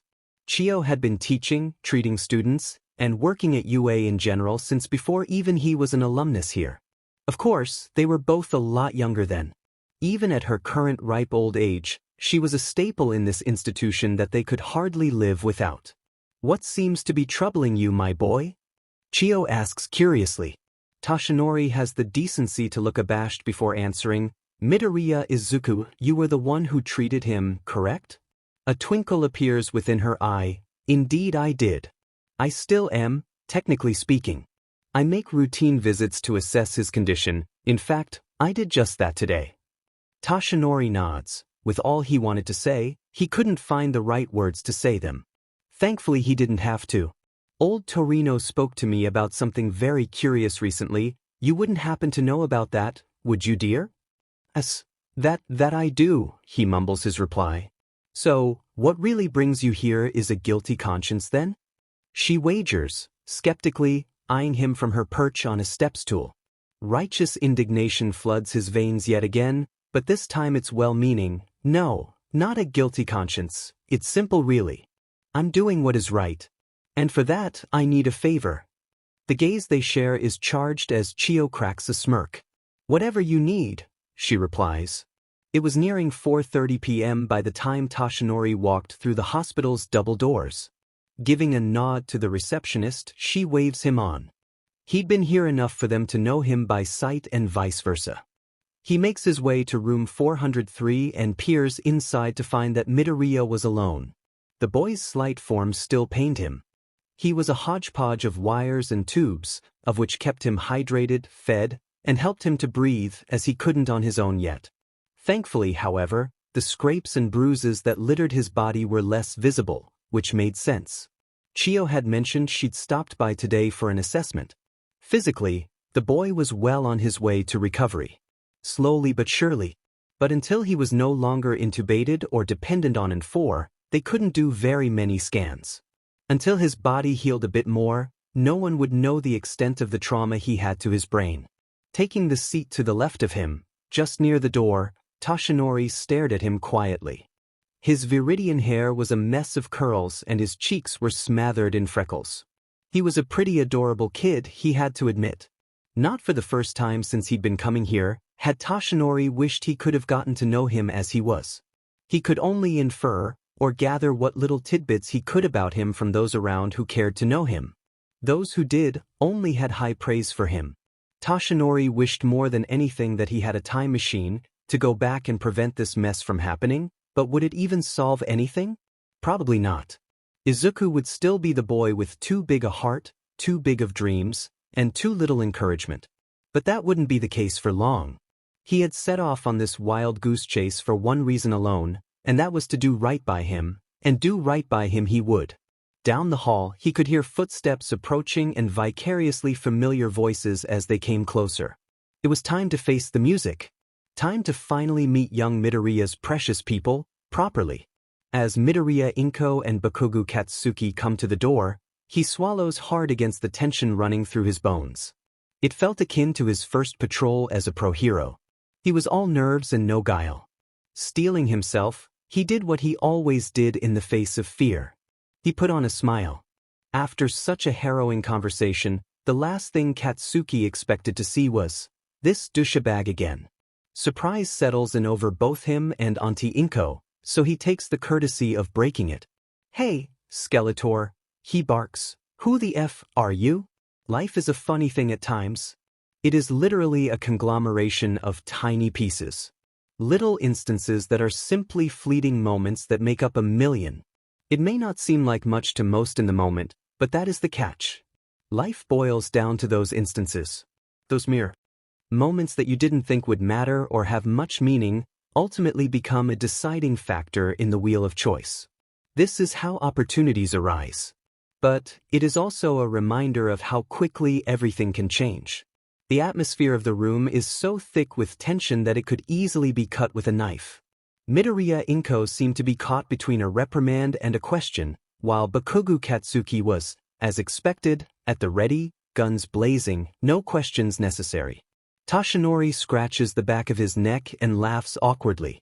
Well, that was unnecessary, but all things considered, I guess I could see how one could make the connection. I am rather bony. Ms. Midoriya seems to come back to herself at that moment because she promptly snatches Bakugo, who bristles like a cat thrown in the bathtub, up by his ear. Oh my goodness. Sir, I am so sorry, please excuse his mouth, his manners are really lacking. There's something of work in progress, please, ignore him. With a growl he tugs himself away, offering a muttered apology. Whether for her or him remains to be seen. Bakugo folds his arms over his chest indignantly, silently stewing at the woman's side. His leer never leaves Toshinori's slight form once. It made him feel like prey that was just slightly out of reach of a caged predator.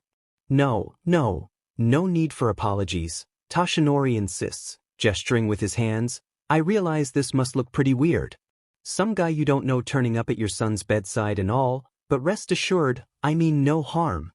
He offers the woman a spindly hand for her to shake, watching carefully as Bakugo's gaze narrows even further. The woman responds in kind, shaking his hand with some hesitance. Not at all, she replies. Forgive my rudeness, Ms. Midoriya, but my name is Yagi Toshinori, and I am here today to speak with both you and young Bakugo here. He gestures to the boy, if you'll allow it. As soon as Toshinori steps away from young Midoriya's bedside, allowing Ms. Midoriya to take his place, Bakugo's hackles seem to smooth out. Of course, the woman replies kindly. May I ask what this is regarding?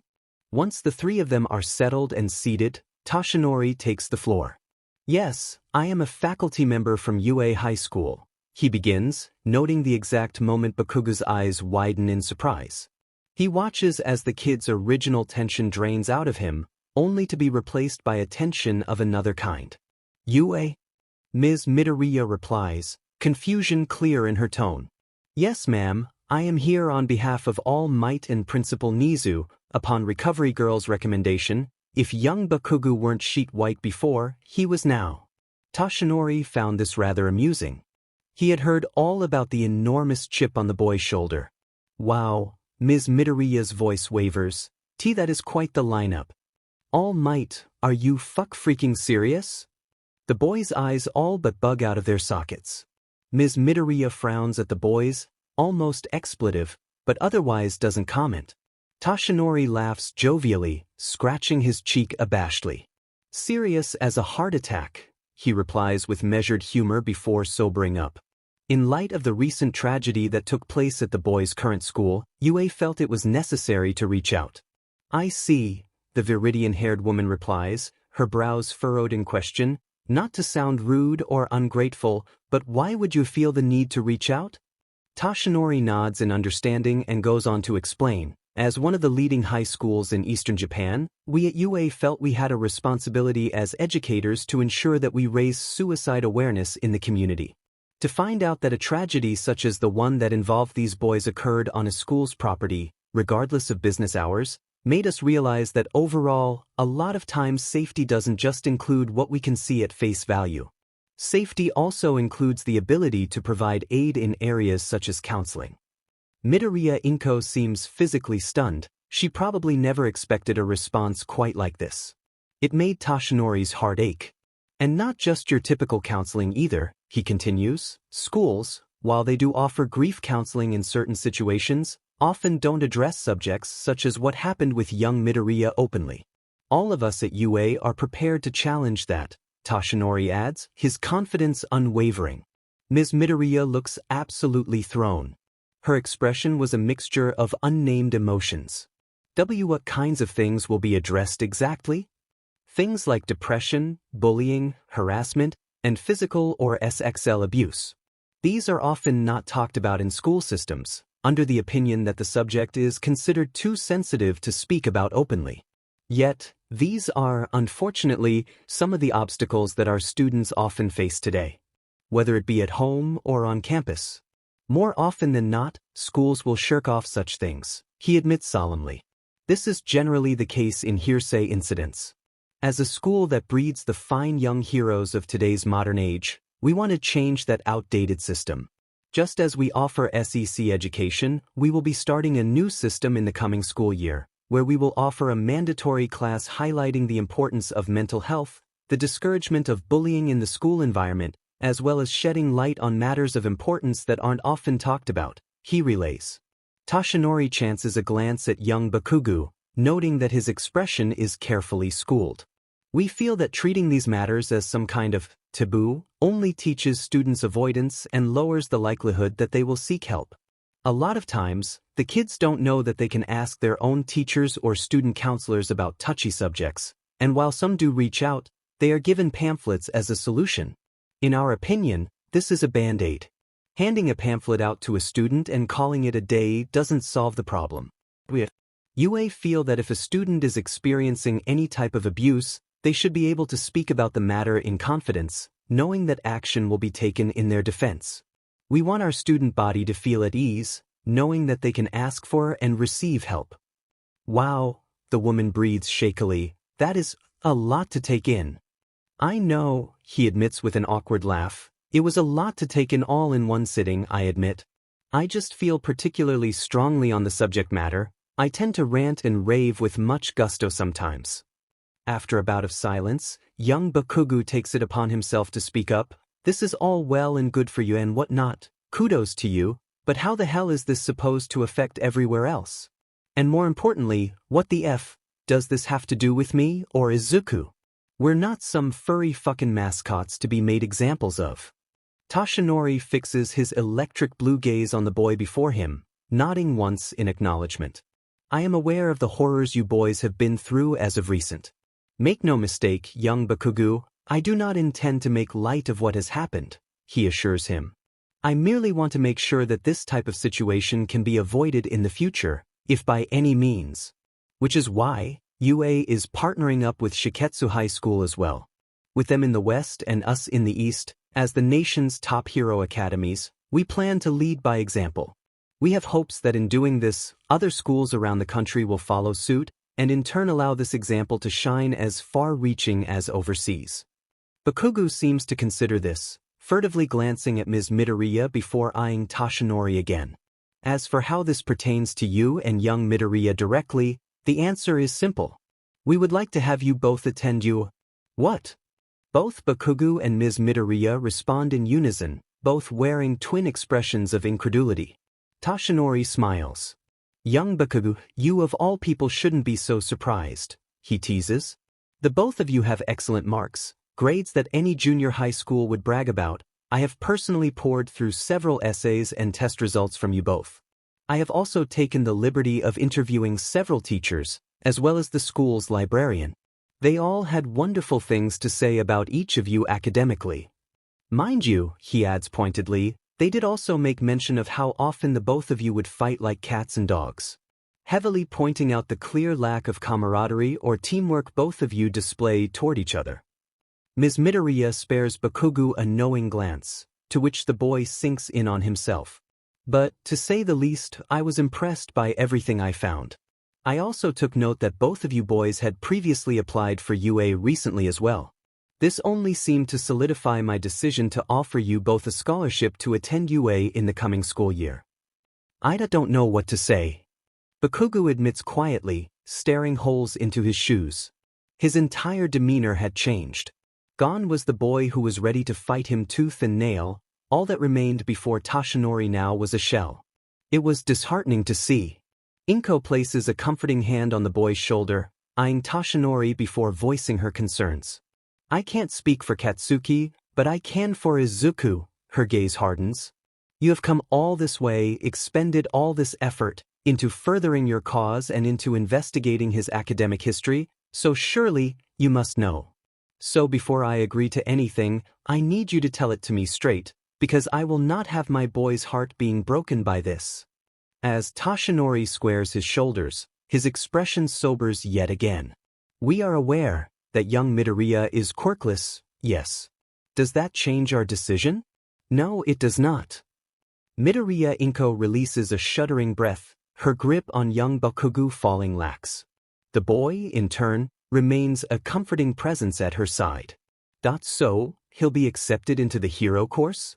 Bakugo asks skeptically, his gaze yet again challenging. Toshinori sighs, wringing his hands in his lap. No, he starts, watching as Bakugo clenches his fists. Toshinori raises a hand in a placating manner, not at first. You must understand that we are basing this all on what is likely to happen should young Midoriya not have any difficulties recovering. As of this coming year, we are not just accepting students into our hero or support courses, but we are also offering a multi-course general studies program. A lot of changes are coming about for UA this year. A lot of which we are hoping will be positive steps in the right direction. We are adding a handful of new teachers, including All Might to our faculty, as some of our senior staff have retired. Should, God willing, young Midoriya make a complete recovery, he will have the choice to be enrolled into either our general studies or support programs. Ms. Midoriya and Bakugo both seem to be mulling this over. Under no false pretenses are we going to assume he'll be at 100% from the start. We want to give him his best shot at achieving his dreams, yes. But he needs time to recuperate in ways that would essentially hold him back in the hero course. So our main objective will be rehabilitation, as requested and heavily advised by Recovery Girl herself. Ms. Midoriya and Bakugo seem to understand, if their twin nods were any indication. Also, Toshinori adds, we cannot ignore what a talented mind the boy has. I have read his essays on quirk theory and I was beside myself at how in-depth and astute that his findings were. His eye for quirk analysis is, he cups his chin in his hand as if searching for the right words, I'd go as far as saying, unparalleled. Bakugo blinks at that, watching Ms. Midoriya closely for her reaction. For someone his age to be able to gauge how a quirk would manifest or be used in battle, as well as thinking of ways to use them 5 steps ahead, is genius. Ms. Midoriya, your boy is beyond clever and you should be very proud. He would be a brilliant tactician. I would almost go as far as saying his gift for analysis is a quirk in and of itself, but that goes without saying, I am no quirk doctor. Midoriya Inko shifts in her seat, leaning down she digs into a relatively large bag that was set next to the young man's bedside. Reaching into it, she pulls out what looks like a handful of composition notebooks, each one numbered. One after the other, until there were 13 in total. The 13th being the one to stand out the most. As Toshinori eyes the other teenager, he concludes that he was likely the reason as to why the book was so singed. The look on Bakugo Katsuki's face was indecipherable. Young Midoriya's mother pats the books, before lightly running her hand across the top of them gently. She clears her throat, her eyes suddenly very glassy. These are Izuku's notes, she says after a while. Looking up, her verdant gaze locks with ocean blue. It's as you said, she continues, her voice soft as she went. My son may not have a quirk, but he is something special. For years, Mr. Yagi, my Izuku has poured himself into learning all there is to know about quirks. About heroes in general. His favorite pastime was watching an old fuzzy video of All Might rescuing civilians from a train wreck. And he would always say, I want to be just like him, Mom. All he wanted to do was help people. To be able to save people with a smile on his face and make them feel safe. Toshinori's chest clenches and he has to physically stop himself from clutching his abdomen reflexively. Her gaze seemed so far away, her smile forlorn, caught deep in her recollection. When he found out he was quirkless, he was crushed. I never understood when it happened, I think it may have been then, but I feel like I discouraged him somehow. I think that in that moment, I had misread what he was wanting me to say. And it was after this that he stopped sharing his passion for quirks with me, yes. It had to have been then, she trails off in thought. She peers up at him, her expression shifting to one of resolve. I made the mistake of discouraging Izuku when he was young. But I refuse to do that now. Mr. Yagi, I've read these countless times since Izuku has been in this hospital bed and I just know in my heart of hearts that he has more to offer. He's a kind and driven young man, who only ever wanted to help those in need. If you think that Yue would accept him, despite him not having a quirk, I am begging you to please do it. He will wake up soon, and I just know that the state he'll be in will be a fragile one, but if I could provide to him this one sliver of hope that his dreams could be attained, I just know he'll bounce back. May I? Toshinori asks, his throat suddenly dry, holding his hand out for the book sitting right on top. Ms. Midoriya nods, before handing it over. It was the same one from that day. Leafing through the pages, he lands on one page, in particular, the page he himself had signed. Peering down at his own handwriting, his resolve is set in stone. Looking up from his script, his eyes catch a pair of calculating crimson. Snapping the book shut, he glances at Midoriya Inko again. It won't be easy, but I believe he can do it. Then you have my permission. That evening, Auntie Inko decided that making a quick trip back home for more clothes and a shower would be beneficial. Leaving Katsuki to keep vigil, he made no arguments, but he did have one request. Hey, Auntie. He asks the woman just as she was about to leave. Yes, Katsuki? She replies curiously. Can I take a look at Deku's notes?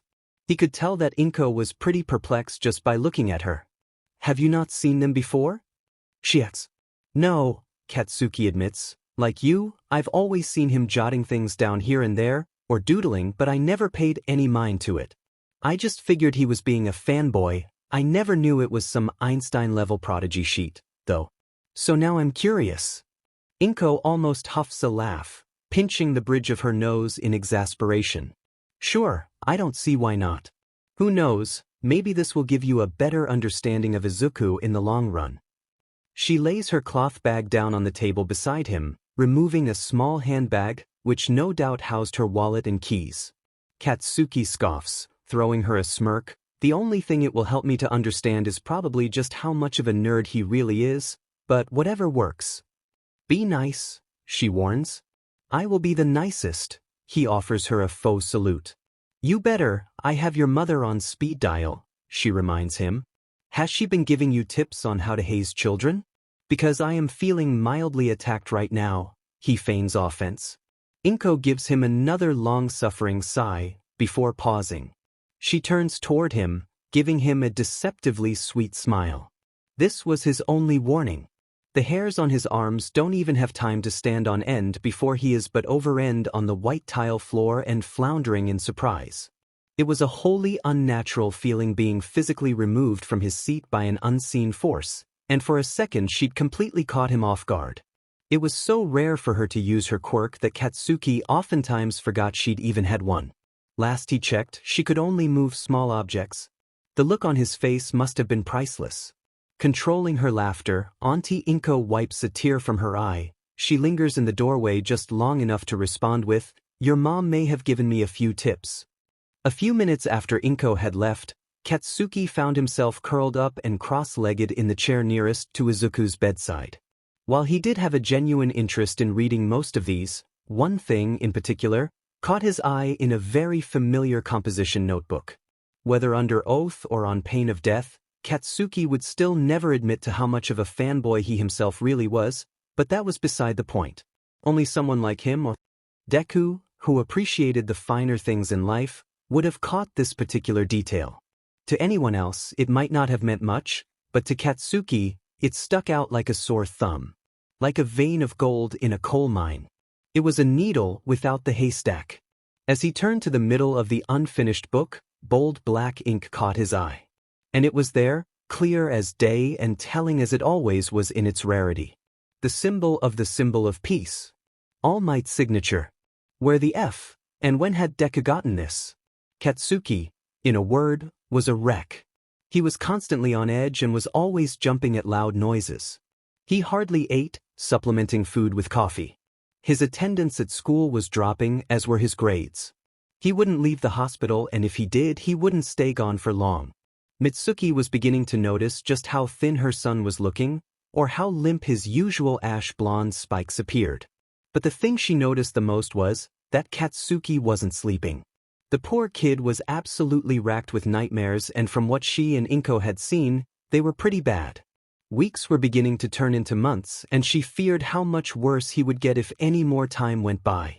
But still, despite there not being any real change, her son insisted on being by Izuku's bedside. "Masaru," she pipes up one night. The pair were having a relatively quiet dinner. Such affairs used to be filled with the sound of clinking dishes, bickering, or loving jeers shared by the two resident loudmouths, herself and Katsuki. Tonight was too quiet, and Katsuki's absence was felt like a gaping hole that couldn't be closed. Things just weren't the same without their son around. "Yes, love?" Masaru replies, wiping his mouth with a napkin. Mitsuki, not unlike their son, had a hard time dealing with feelings. Getting her to talk was like parting the sea. It either took one hell of a storm, or it didn't happen at all. So for her to speak up now meant that things must really have been bad. "I miss Katsuki," she admits, her brows pinched. "I miss my baby." Her husband frowns, laying his hand across hers on the tabletop and gripping it for her comfort. She lets out a heavy sigh. It's been so long since he's been home. His grades are shit, his attendance is F-ed, he hardly eats, and he won't FING sleep. "I'm not afraid for him," she gestures with her opposite hand.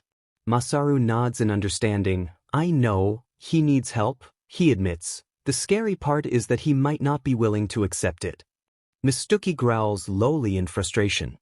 "He's wasting away in that hospital, Sod, and I know it's his own sense of guilt that's doing it. Hell, even Inko gets out more, and she's Izuku's mother. I just can't sit back anymore. We gave him space. We let him slide, but if he slides anymore, he's going to end up in a FING ditch, covered in dirt, 6 feet deep." Her husband offers her a sad smile before replying, "He even gave up that scholarship to you. He said he'd do it on his own." His words, not mine. "I think it might be time to press the issue about therapy. He has mandatory counseling, according to Detective Tsukachi. Do you know if he's gone recently?" She shakes her head in the negative. "No, the little sheet's been ditching that on top of ditching school. Can we really blame him though? Would it be insensitive?" "No, the time for sensitivity has passed," Masaru decides. His tone firm. "He needs an intervention, like yesterday. This will only get worse if we let it continue." Mitsuki nods in agreement. "Then I guess we already know what we have to do, huh?" "We do," he confirms, "but I have an idea." For once, Mitsuki doesn't go into the situation with guns blazing. Taking a few tips from her husband, she decided tact would be essential in getting their son help. Her usual methods of shouting or bullying him into doing what she asked, simply put, wouldn't work here. Sure, their dynamic was dysfunctional at best, but she knew Katsuki loved and respected her. She also knew that if she came at this from a different angle, Katsuki would have no choice but to listen. It would hopefully show him how serious this really was. It turned out that Masaru's idea of an intervention was to enlist the help of Detective Tsukachi, who, as it turned out, was a really great guy. He wasn't your typical, slap em in cuffs kind of cop. Mitsuki respected that. So when her husband gave the man a call, she had no doubt that this was the best way to go about it. The next day the pair met up with the man, who in turn introduced them to a woman named Inatsu Hana, who Detective Tsukachi assured them was the best therapist in Mizudafu. Together, the four of them take their seats and begin to address the issue at hand. "Mr. and Mrs. Bakugu, it's a pleasure to meet you," Inatsu greets them kindly, offering her hand. "Thank you both for meeting with us today," Masaru replies gratefully, returning the gesture. Of course, it's our pleasure. Now, Tsukachi here informs me that your son is to be attending mandatory counseling." "Yes," Mitsuki admits. "He had one visit with who he was assigned to and walked out. He hasn't been back since." "I see," Inatsu replies, sharing a look with Tsukachi, who offers her a shrug and an awkward smile. "Well, good then," the woman decides. The Bakugus blink in unison, so the therapist goes on to alleviate them. That just means that he hasn't made progress yet. If he were to walk out on a therapist after having, say, more than 3 or 4 sessions, there would be some cause for concern. In this case, however, it is perfectly okay for your son to have decided that that therapist wasn't for him. "I work as both a therapist and therapy coordinator and have been doing this for many years. I am usually the one to go to when you are trying to find the perfect fit, so to speak. Oh, that makes me feel a whole lot better actually. So, it was okay that he walked out then? He won't get into any trouble? Did I know this was mandatory so? Mitsuki asks with measured relief. Yes. Tsukachi interjects, we understand that just throwing a kid into therapy doesn't work half of the time. It might take a few times to find someone who is compatible or, rather, someone who Katsuki is comfortable with speaking to. Rest assured he's not in any danger of getting into trouble. We really only ordered that therapy be mandated because it is clear that the boy needs it. Given his track record both in and out of school and due in part to the incident that happened with Midoriya 2 months ago, we felt that he needed a healthy outlet. I'm sure you agree. Thank goodness, we do, Masaru breathes, replying in relief. Looking in her direction, he addresses Inatsu. It's actually really good that you seem to put so much thought into finding a suitable provider. We agree wholeheartedly, Mr. Bakugu. We want to make sure that our clients are comfortable. We know how hard it is to talk about certain topics, especially with a stranger, so with your permission, I would like to speak with Katsuki myself, if at all possible, Inatsu insists. Yes, both parents reply in unison. Please do, Mitsuki continues. I have been worried sick about him lately. He needs support and while we've been trying to be as supportive about everything as we can, it's not enough. Inatsu nods in understanding. She could tell it took a lot for the blonde to admit that. I completely understand your concerns, Mrs. Bakugu. I want to assure you that both of you have done a wonderful job so far, truly. I want to put your minds at ease, that I will do my very best to find a perfect fit for your son. He might not like it at first, but tough love is essential here. Thank you so much, ma'am. We really appreciate this, and you too, detective. You have been so good to us through all of this. We can't thank you enough, Masaru assures them. Tsukachi smiles at the two of them, anything to help. Given the situation, the poor kid is going to need as much of it as he can get. Mitsuki frowns despite herself. I am worried. He's been so evasive of everything. He may have a hard time coming around. I'm afraid that he's a bit like me in that regard. He may not listen to reason, she admits. Inatsu eyes both parents, giving them a confident smile. This is completely understandable, Mrs. Bakugu. With your permission, I am prepared to do whatever it takes to ease him into this difficult transition. Masaru and Mitsuki's faces light up in unison, their expressions hopeful. You have our permission. They agree easily. Where usual methods failed them, alternatives were essential. Anything was better than watching their son self-destruct. Inatsu gives the couple an encouraging smile. So, where can I find Katsuki? The sky was a cornflower blue, sparsely dotted with fluffy white clouds that were quickly changing into warm hues. The sun was sinking lower in the sky. The tops of the trees sway with the wind as his gaze flits upward. His eyes dance around from bird to bird as they flew past. His backpack was a heavy but familiar weight on his shoulder, which aches from being stiff all day. He takes a few steps forward, watching as the students that remained after school with him trickled out.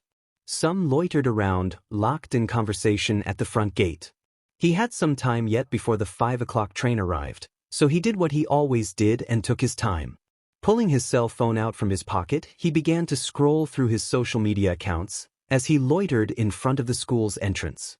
They were bland as always, filled to the brim with feed from all the useless extras that deemed it necessary to add him and clog up his algorithm. At this point he'd heard a gasp from some of the girls standing near the courtyard gate. Fingers started to point in what looked like his direction, only higher. Annoyed and confused, Katsuki steps forward, turns around, and looks up, momentarily blinded by the evening sun's rays. He wasn't quite sure where he was supposed to be looking, but something weird caught his eye. A silhouette. The sun beat down harshly as his eyes struggled to make out who the dumbass that decided to hang out on the roof was. That silhouette seemed to shift. Stepping up onto the low concrete wall, a flash of brilliant green catches the golden light. Shielding his eyes against the brightness, Katsuki's pulse begins to race.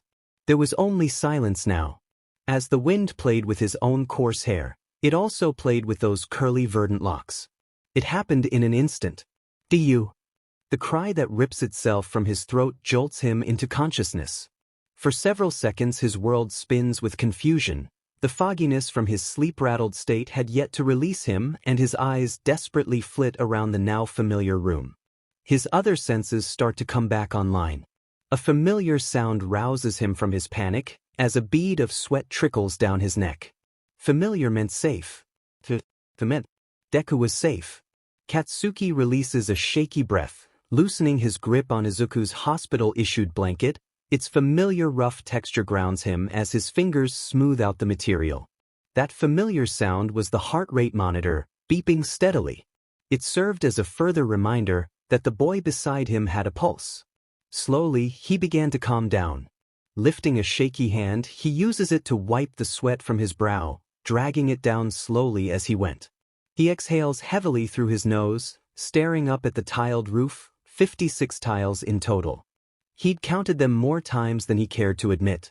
Looking around the room, he realized it was just himself and Izuku. He found himself feeling grateful. The last time he'd had a nightmare like this, he'd almost hit Auntie Inko when she tried to wake him. It left him feeling so ashamed that he started to sleep in short spurts, only using power naps to get by. He didn't dream as often, he found. Tiredly he stares at Izuku's prone form. His color was coming back. His skin no longer held a deathly pallor. Despite this, he was starting to look very thin. The scrapes and bruises have long since faded, and just yesterday, the doctor had removed the tube from his throat.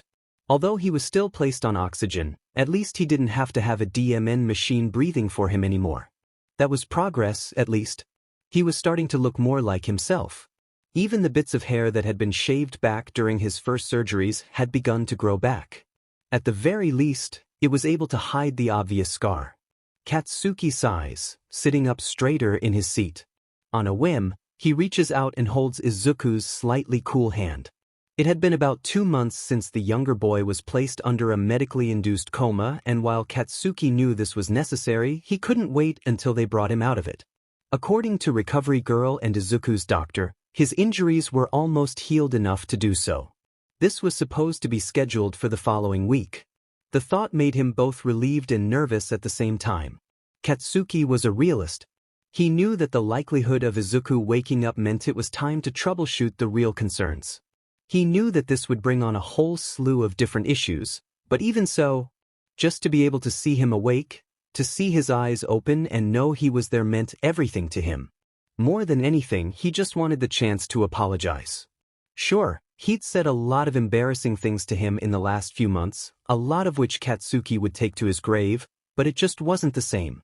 To be able to make amends with the chance of Izuku being coherent enough to understand would be the starting point of another chapter in both of their lives. They could begin to move forward. Katsuki was hard-pressed to do so. Things would be different from now on. He'd make DMN sure of that. And maybe one day, he could even be considered redeemable. As his eyes roved over Izuku's immobile form, he only hoped he would be given the chance. Later that day, a knock on the door jam has Katsuki setting aside one of Izuku's many notebooks. He'd spent the better part of the last couple weeks reading them on and off. He had to admit, they were impressively detailed, and he never knew that the nerd could draw.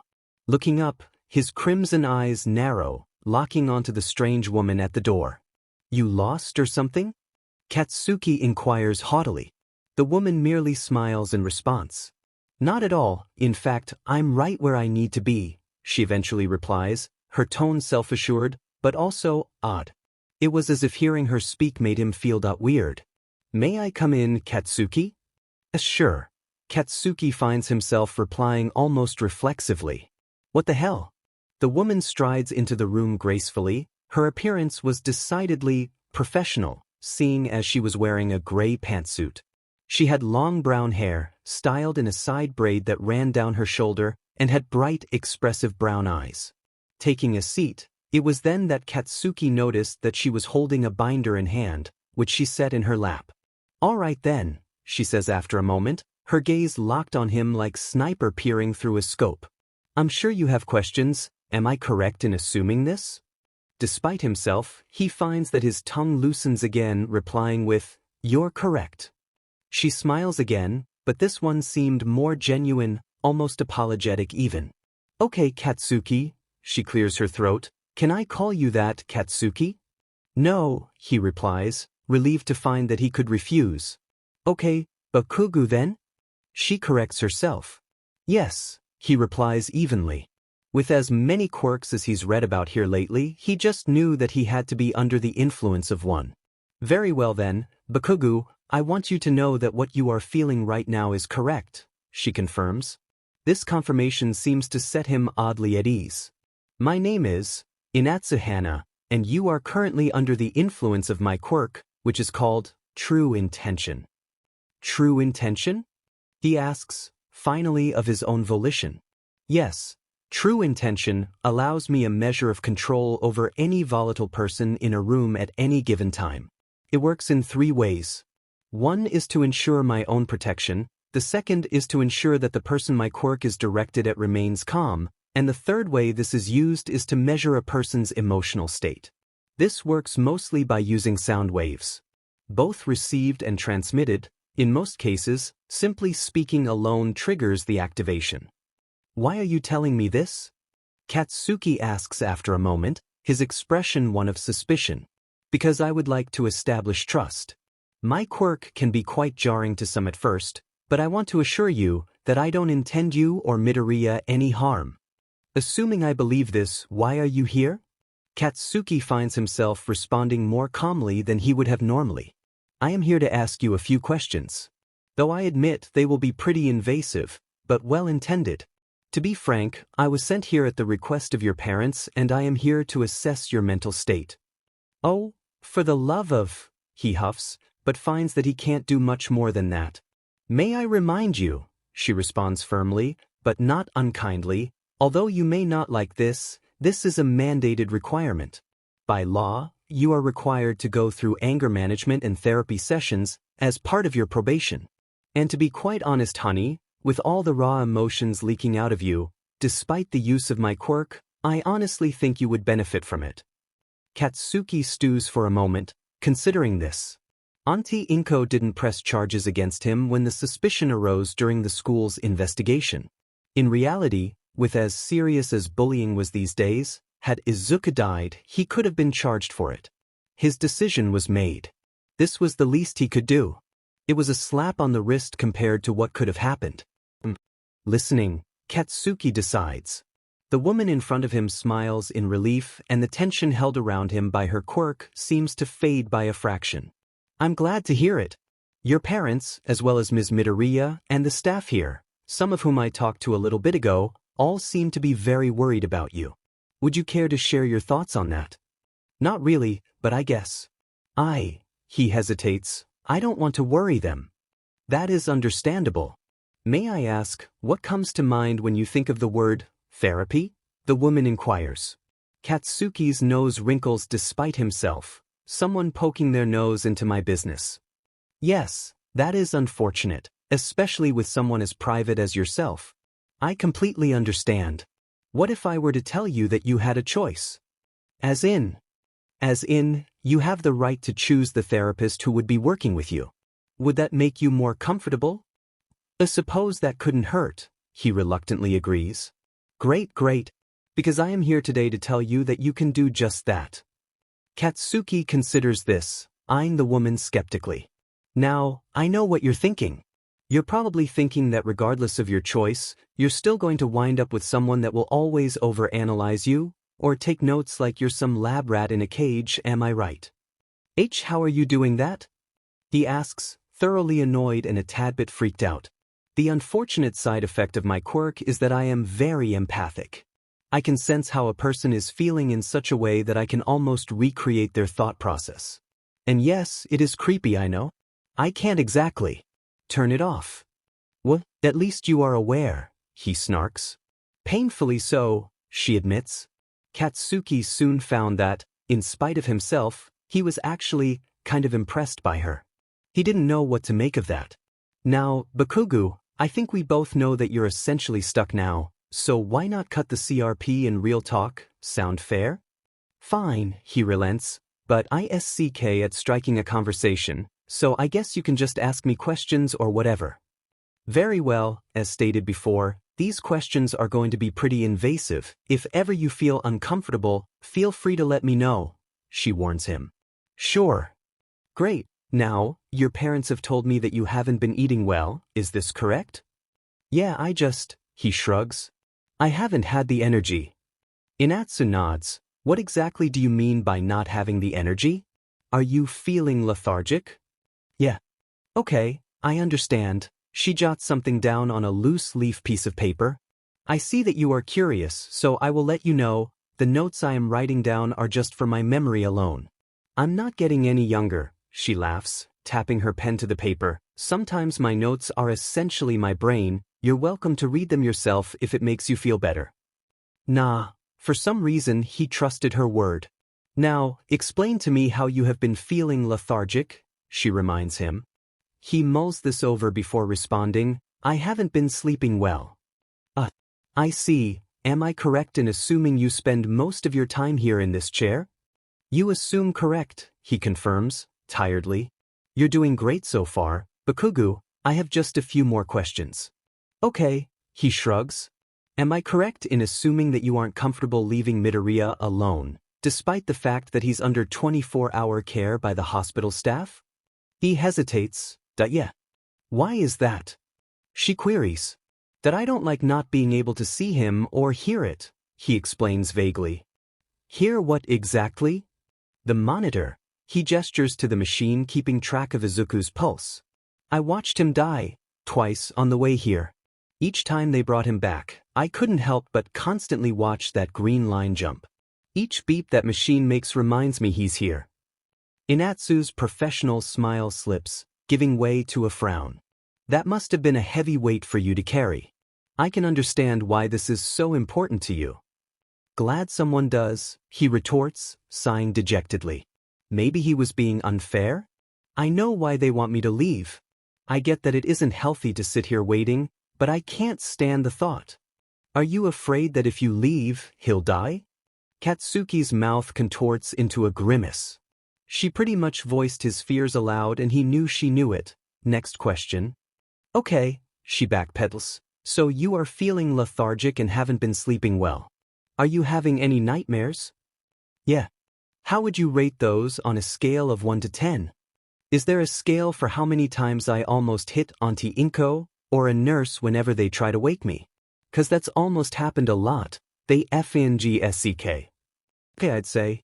That sounds like a 10, she admits with an awkward laugh. More like an 11, but who's keeping track? He shrugs. How about school? Nope, he replies simply. Nope. I don't want to go back there. He emphasizes. Next question?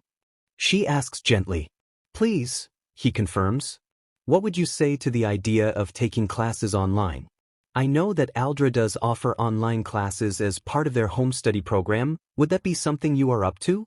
It might require you to do some of your testing in person, but for the most part, you could do your work from the comfort of your home, or here, if there is free Wi-Fi.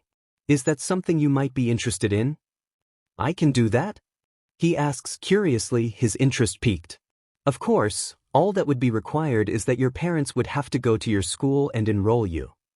That I'll do that then, he decides. He couldn't get into UA if he didn't graduate, after all. Great.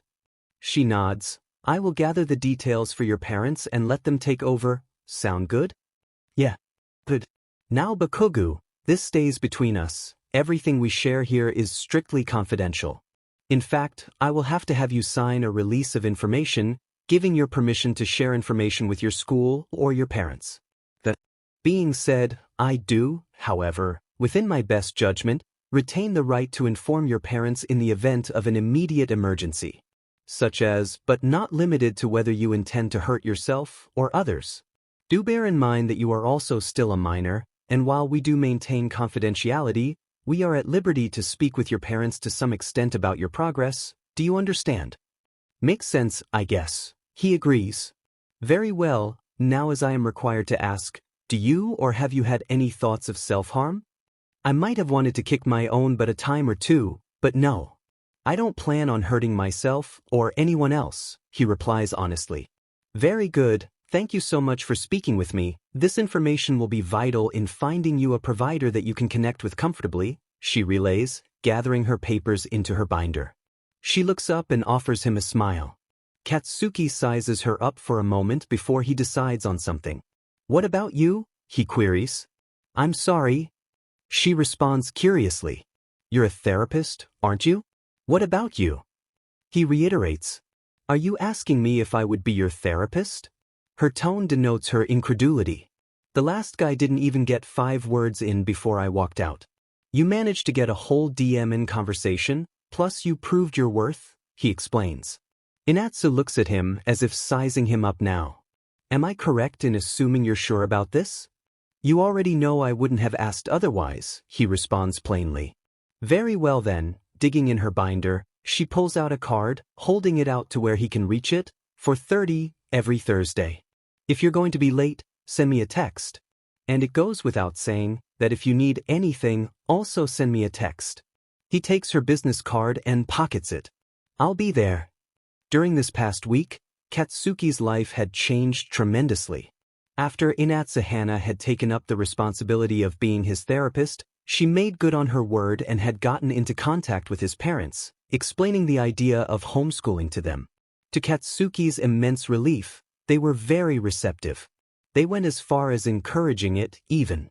That very next day, their decision having been made, they enrolled Katsuki into Aldra's online program and he was all the better for it. Seeing as the entire last 2 months had been highly stressful for him, his new teacher decided to cut him some slack and offer him some extra credit opportunities to bring his grades back up.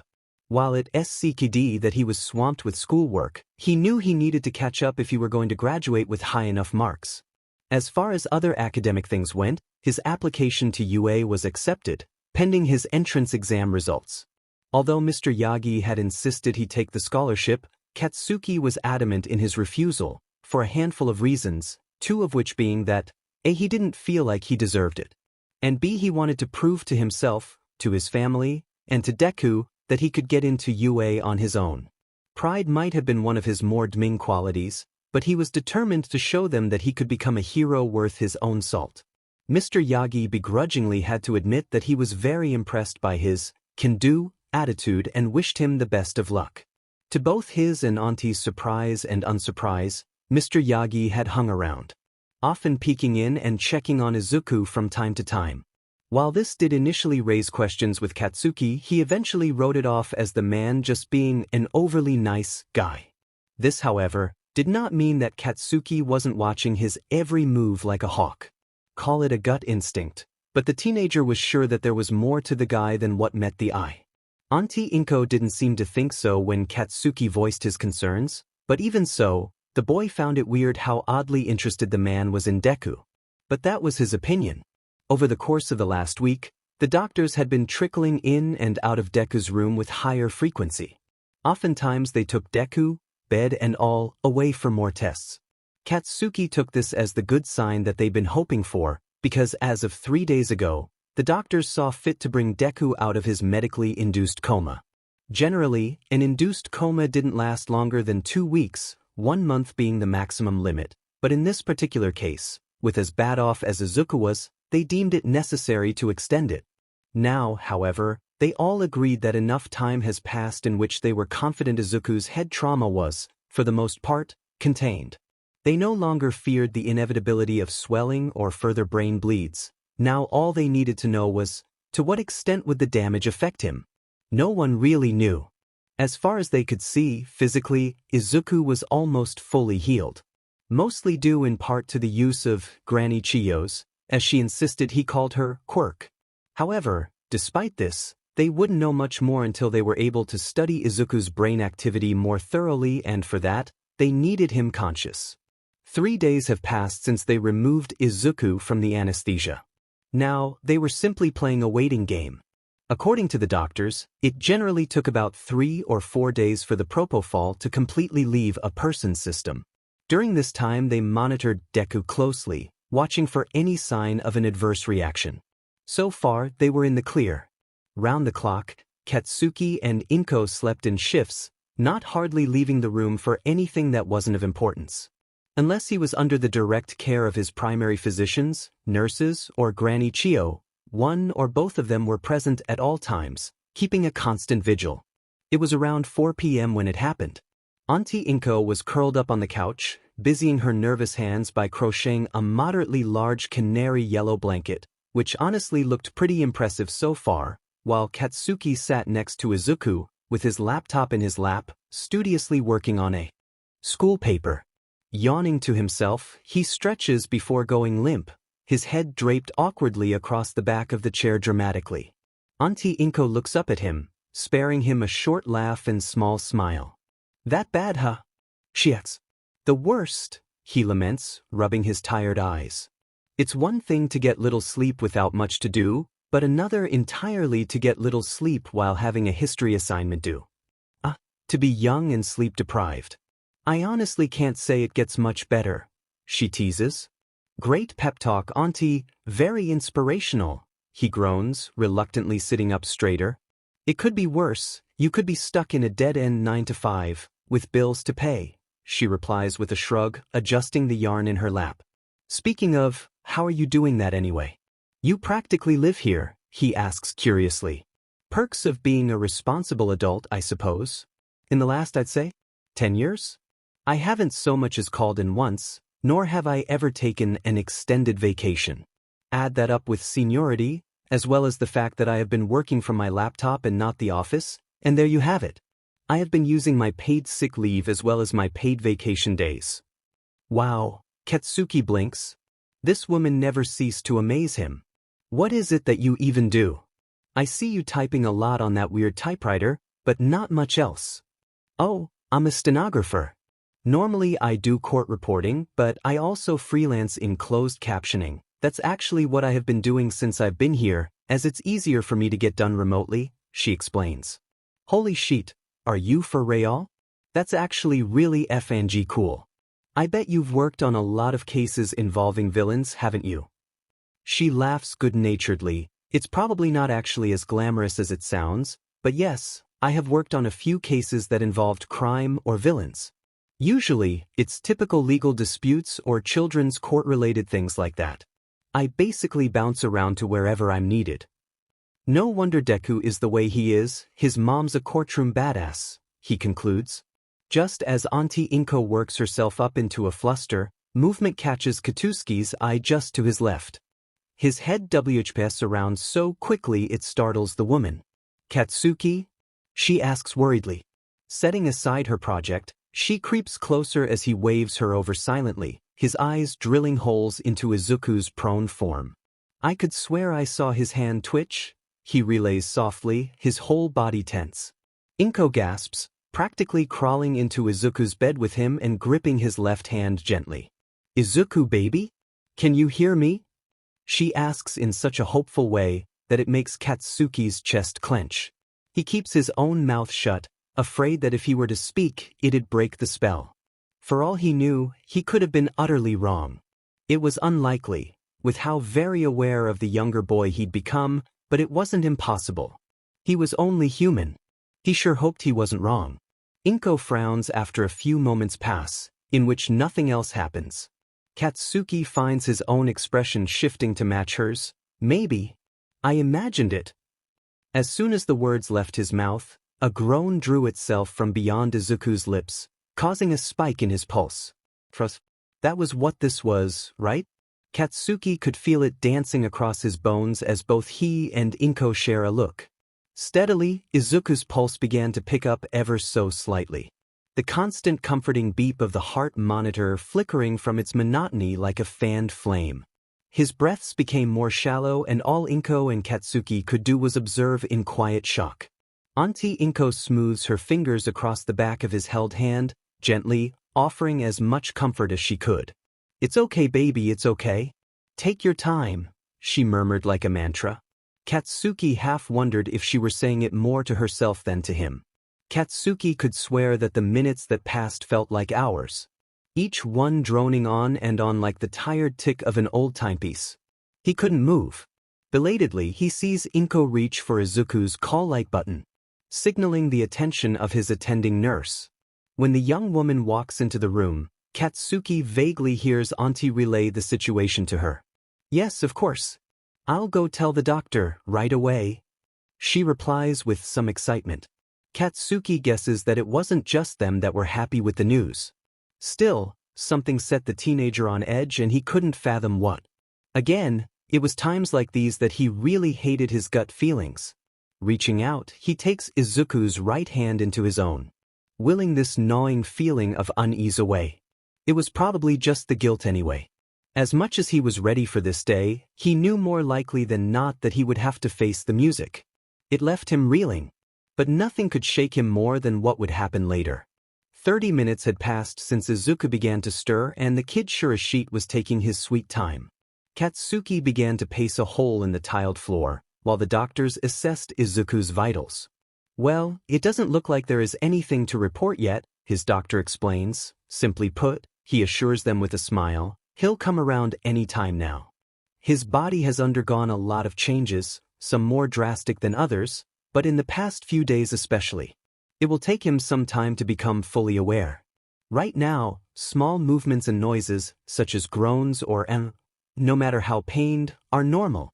Rest assured, as far as we can tell, he's doing well so far. Oh, thank goodness, Auntie breathes. If he doesn't fully wake up by tonight, it's likely that he will sometime tomorrow morning, assuming all continues to go well. In the meantime, just continue doing what you've both been doing. Go about your business, talk, act natural. It's likely that he'll respond to whatever stimulus he's exposed to, so do try and calm your nerves. Would talking to him help? The older woman queries. Sure, you could even read to him if you wanted, just take it slow. Don't bring up anything that could be potentially triggering.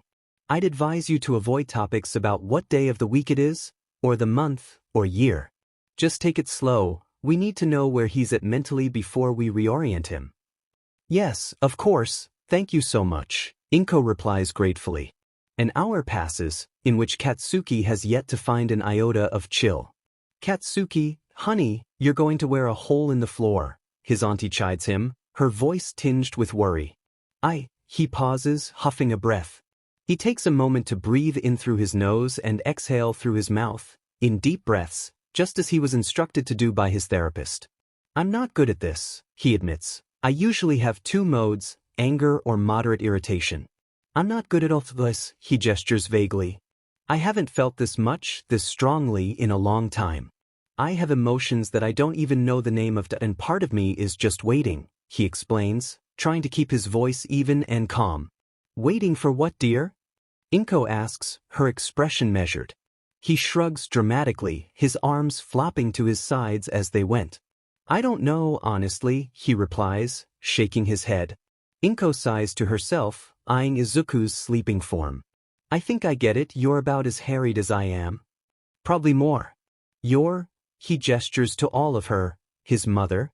Biologically, fundamentally, or whatever, in all the ways that it counts, he's going to take one look at you and just know that things will be all right. I can't say the same for myself. Tis Katsuki, Inko interjects, causing him to clamp his mouth shut. Whatever it is, whatever happens, we'll take it one step at a time. The world wasn't built in a day, honey. It very well wasn't. But he sincerely felt like it was shattered in one. How does one go about repairing something like that? For the duration of the evening, both of them remained on edge. Despite this, they managed to get back to what they were doing that morning, both opting to busy themselves with the mundane. Izuka hadn't so much as twitched in the last couple of hours. With a promise to Auntie Inko that Katsuki would wake her up if Izuku showed any other signs, the woman allowed herself to finally sleep, curled up restlessly on the ensuite sofa. Seeing as the doctor said that Izuku would likely wake up in the morning, she decided that being awake and useful at that time was better than being stressed and drowsy. Katsuki, however, still had a paper due. Since being enrolled in his online classes, he'd developed the habit of reading his work aloud. He didn't know what made him do it, but he liked the idea that Deku might also get something out of it, or at the very least, have some kind of mental STMLTN going on. Tonight found him doing no different. Diligently as he could, he read aloud softly by Izuku's bedside. As he desperately tried not to nod off, he took a swig of his coffee. this sheet's boring and my coffee is cold as hell. An idea seems to come to him. Do you think, if I concentrated hard enough on maintaining the control over my quirk, that I could somehow reheat the coffee through the mug without making it explode? He wonders aloud. I've never tried to not make anything explode before. I bet you'd be all over this sheet if you were awake, Deku. You'd also probably be over the moon if I let you document me testing this stupid theory, he adds with some amusement. Maybe I should suffer through this cold but coffee and wait? How about that, Deku? Maybe I'll save this little experiment just for you. We could test a bunch of different sheet for fun, like we used to. Remember that one time, when we got a hold of a bunch of raw popcorn kernels? Men, that was a fucking sheet show if I ever saw one. There was smoke everywhere, Mom was so sad. But it didn't even matter that I got grounded, because what little of the popcorn that wasn't charred actually tasted pretty FNG decent. He smiles softly against the low glow of the dim room. I never said it at the time, and honestly, I'd probably deny it any other time, so you better have your listening ears on, Deku, 'cause I'll only say it this once, but, seeing you giggle, all covered in soot as the fire alarms blared in the background, really made my FING day, he admits quietly. So, hurry and wake the hell up already. I could use your input on my stupid decision-making skills. All was quiet. Until it wasn't.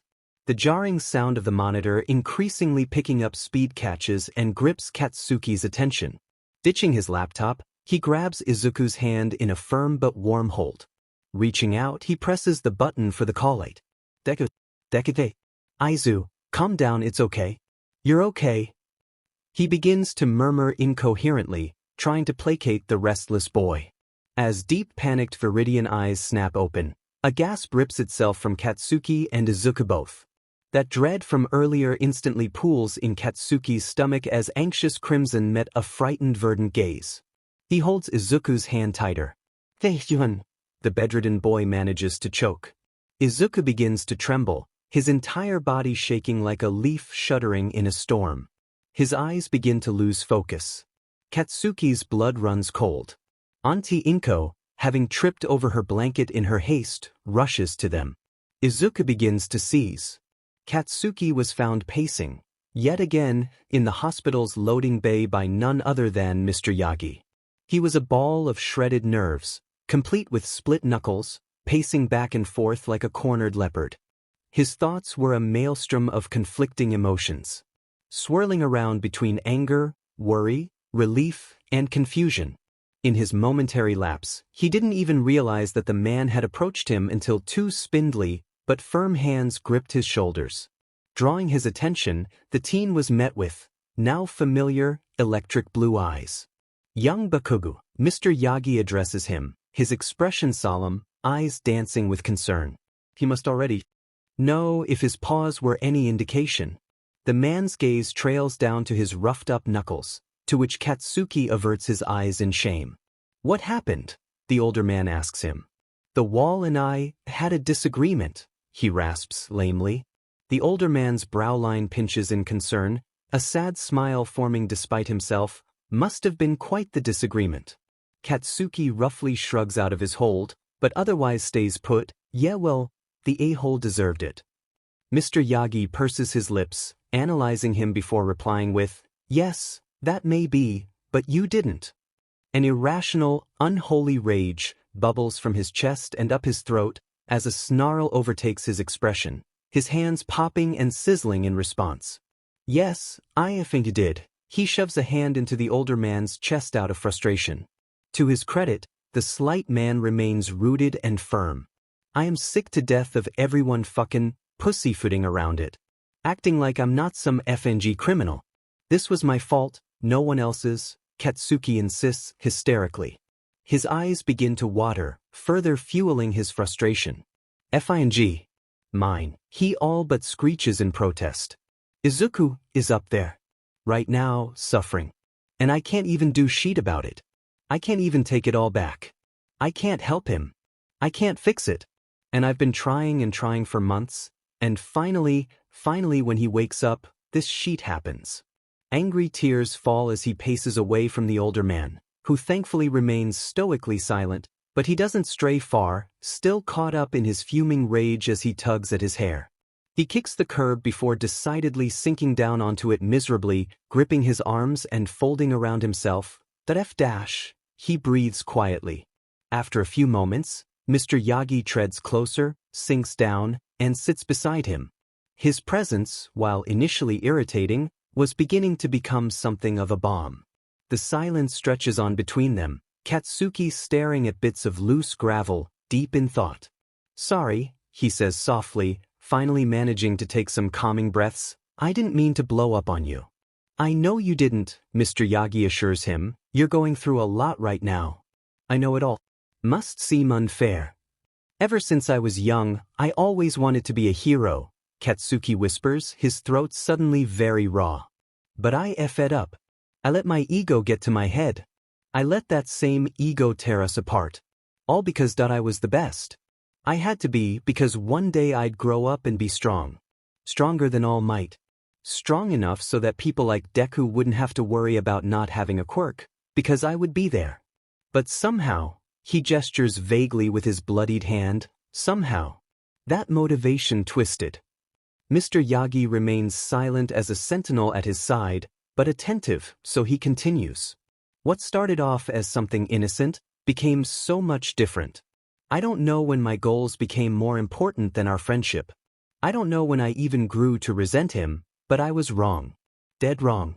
Heroes don't go around bullying their best friend. Heroes don't berate or belittle people.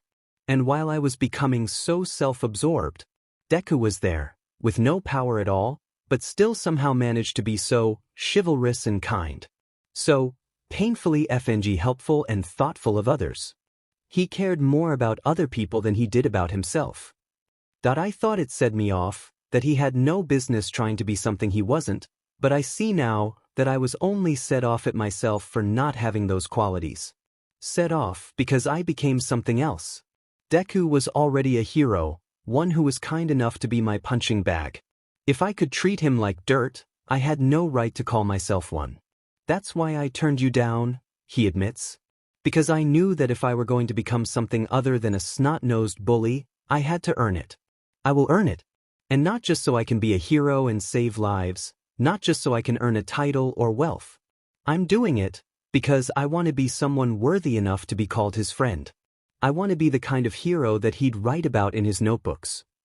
"Young Bakugu, if I may interject," he clears his throat. "I may not know him personally, but from everything that everyone around him says, the people who know him best all say what a good person young Midoriya is. I think that if you continue to work on yourself, he'll see and respect that. In my opinion, someone like that would never stop seeing you as a friend. Friends make mistakes. Heroes make mistakes." "How could you possibly know that?" Katsuki retorts, hugging himself tighter against the cold. Mr. Yagi sighs. "I would like to share with you something immensely personal." Katsuki perks up at that, eyeing the man with measured suspicion. "Is it about your odd interest in Deku? Because I think I can speak for all of us in saying that it's kind of left field." Mr. Yagi laughs at that.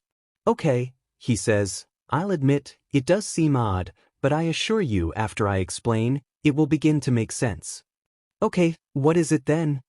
"Heroes can make mistakes too," Mr. Yagi says again, his eyes downcast. Katsuki frowns, arching a brow. "And that has to do with your obsession with Deku? How?" Mr. Yagi bristles at that, his face beet red. "I do not have an obsession with young Midoriya," he objects. "It's something else." "By all means, enlighten me," Katsuki deadpants. Mr. Yagi clears his throat before continuing. "As I was saying, heroes aren't infallible. They are just as human and make just as many mistakes.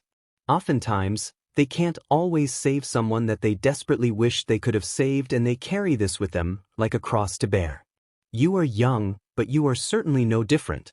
You might feel like you've failed, but at the end of the day, you're trying your best to rectify your mistake.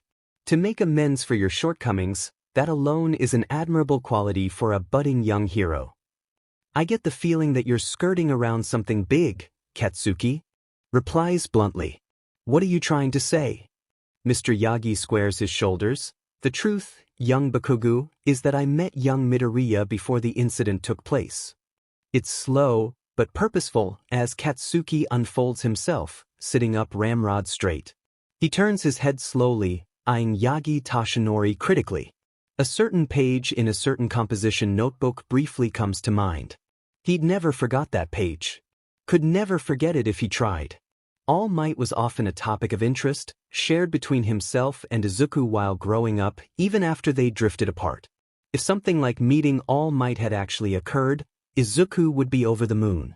Katsuki just knew that despite their current standings, Izuku no doubt would have shared this with him. He'd have shown Katsuki the page in his notebook. Katsuki had no doubt in his mind. But he didn't. Izuku kept it a secret. But what? All Might was his hero. That nerd would shout it from the rooftops, so why hadn't he? And just what the hell did Mr. Yagi even mean? He'd met him before? Before the incident? There was no way. Izuku was all about getting into UA. This was also another thing that he was likely to share with Katsuki. If a UA faculty member came to him, looking to scout him, he wouldn't have kept quiet about it. Something solid resolves in Katsuki then. The signature in the notebook, Yagi Tashinori's sudden appearance, his interest in Izuku, the fleeting looks he sometimes sees. He'd know those anywhere because they were like his. They were like Auntie Inko's. You said All Might was going to be a teacher this year at UA, right? He asks suddenly, emphasizing the pro-hero's name. I did, the man replies, suddenly sitting up just as straight. See, the thing was, Katsuki was no slouch either when it came to identifying patterns or quirks.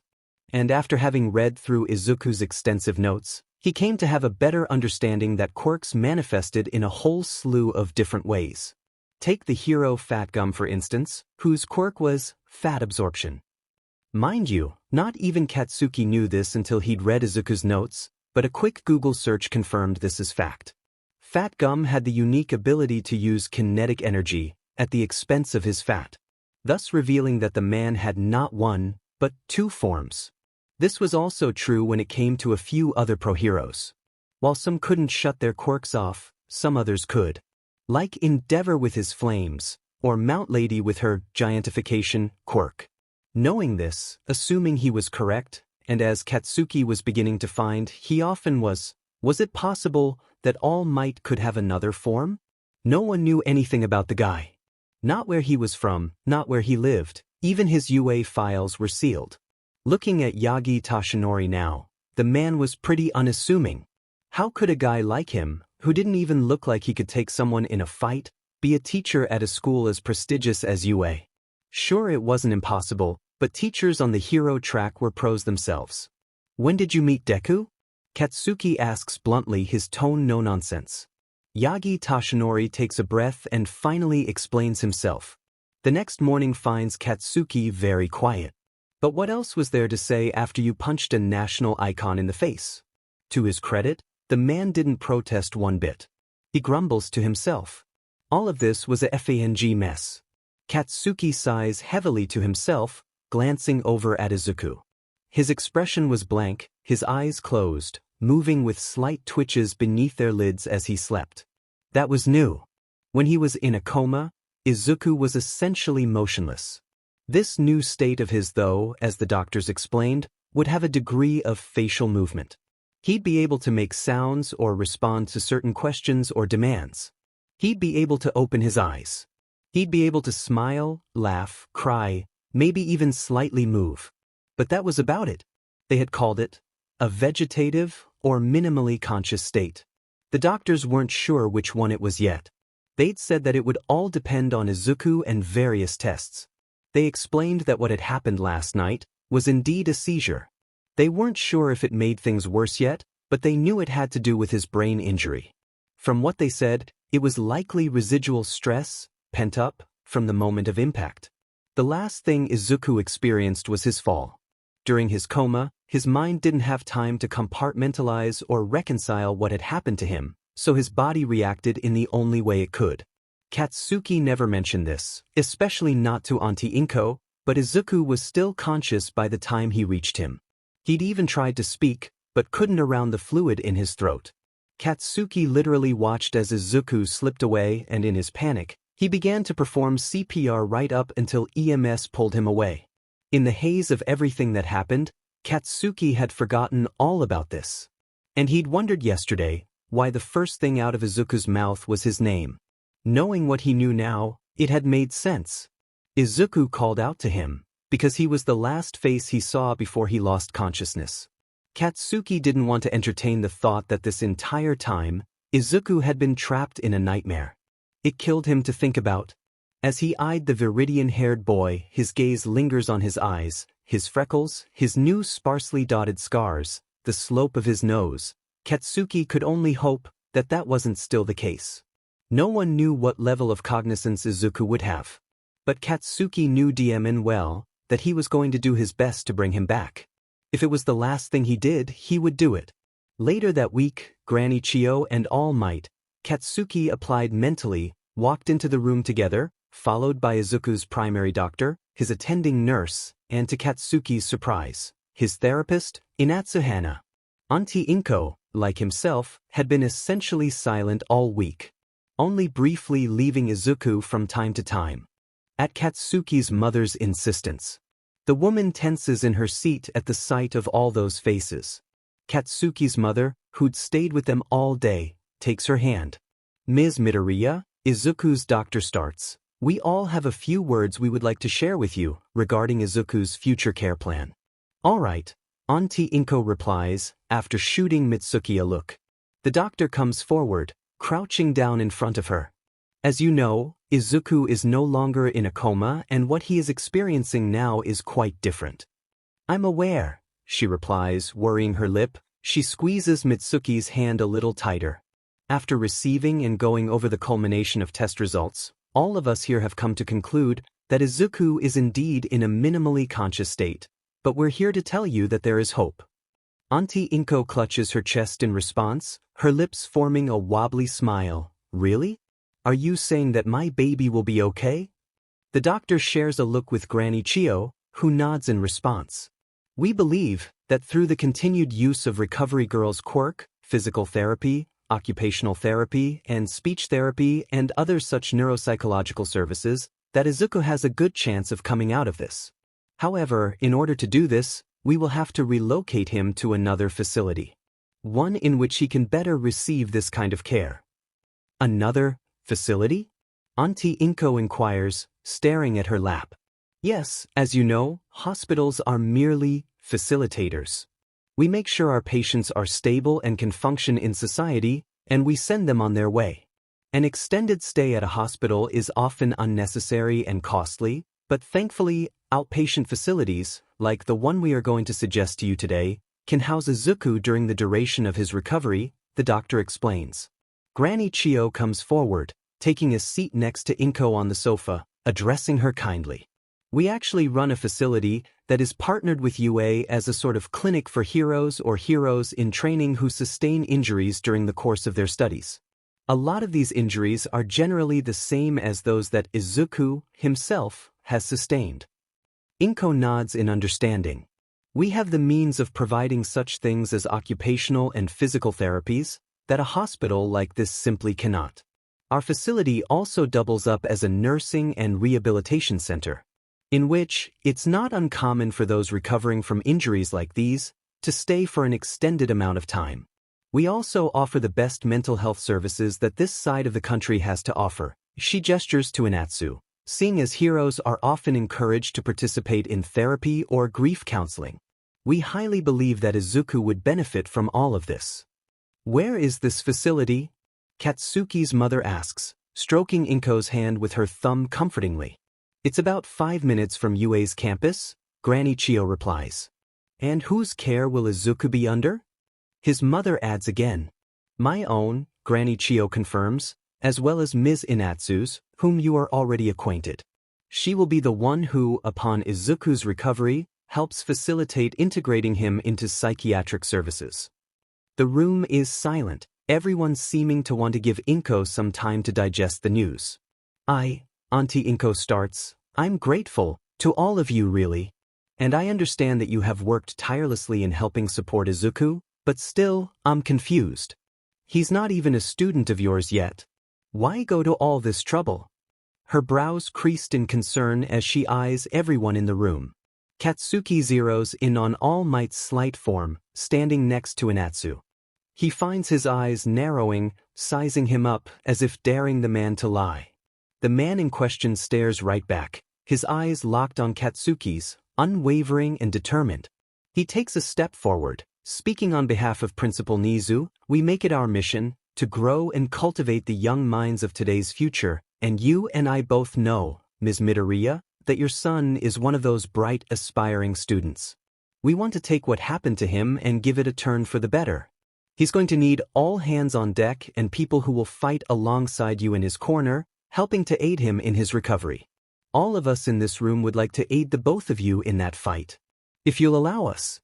Inko glances around the room, peering at every hopeful and determined face. Her gaze flits over to Izuku's sleeping form. Her eyes finally come to rest and lock onto Katsuki's. He knows his expression is one of hard resolve. As Katsuki's gaze flits briefly to All Might's, he acknowledges the man in his sincerity. He looks at Inko once more before giving her an encouraging nod. Well then, Auntie Inko hiccups, leaning into Katsuki's mother's shoulder. Tears begin streaming in waves down her cheeks. She laughs a desperately relieved laugh. Let's do this.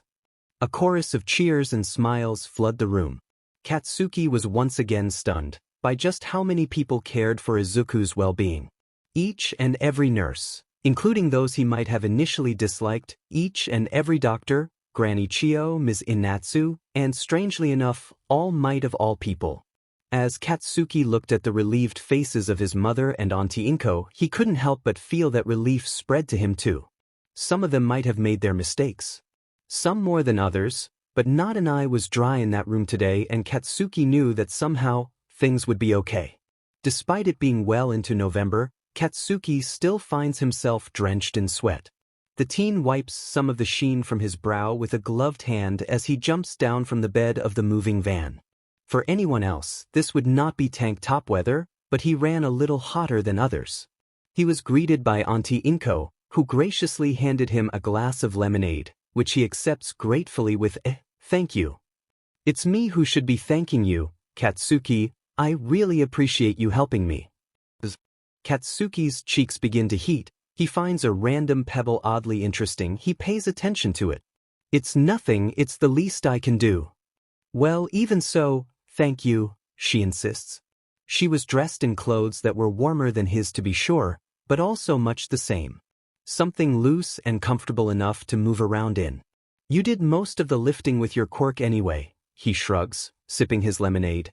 Be that as it may, you still lifted a lot of the heavier stuff, which I appreciate, she reminds. I couldn't have done that alone with how out of practice I am. Her smile crinkles her eyes. How much more do we have left?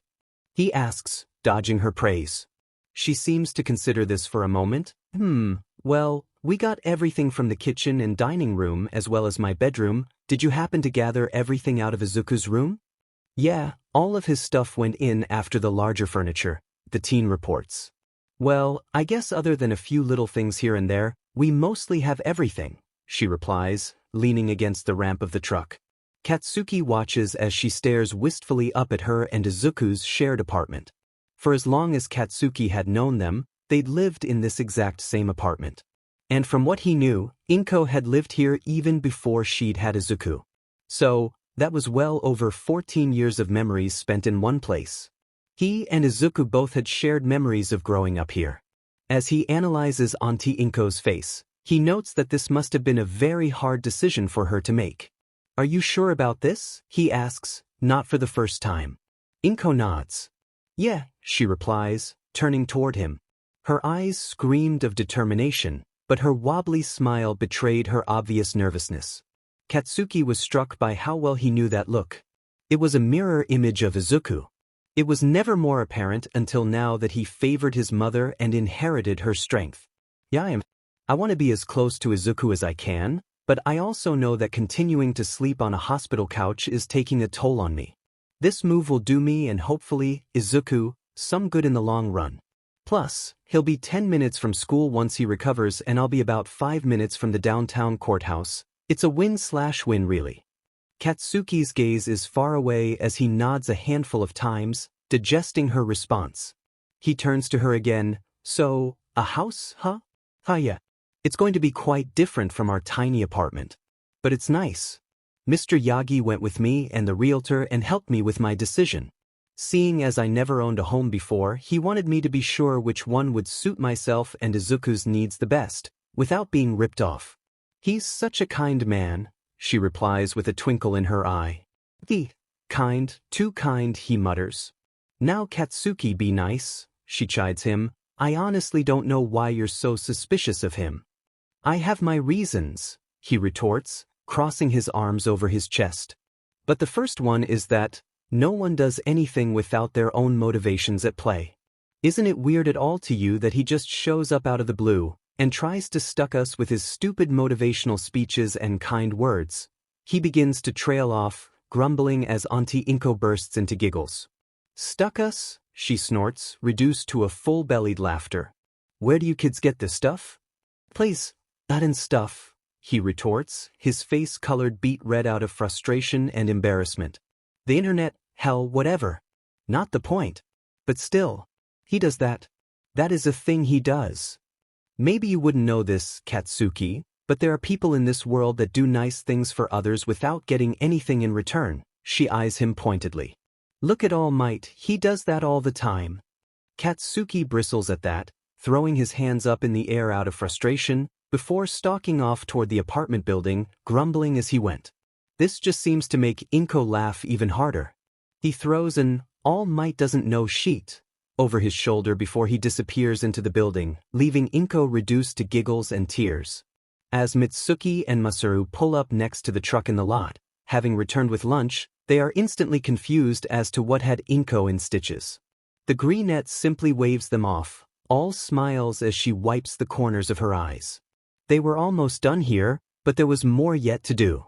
With everything packed up and the truck's bed having been sealed, the boys climb up into the truck's cab and both of them give the girls a wave before pulling out onto the road.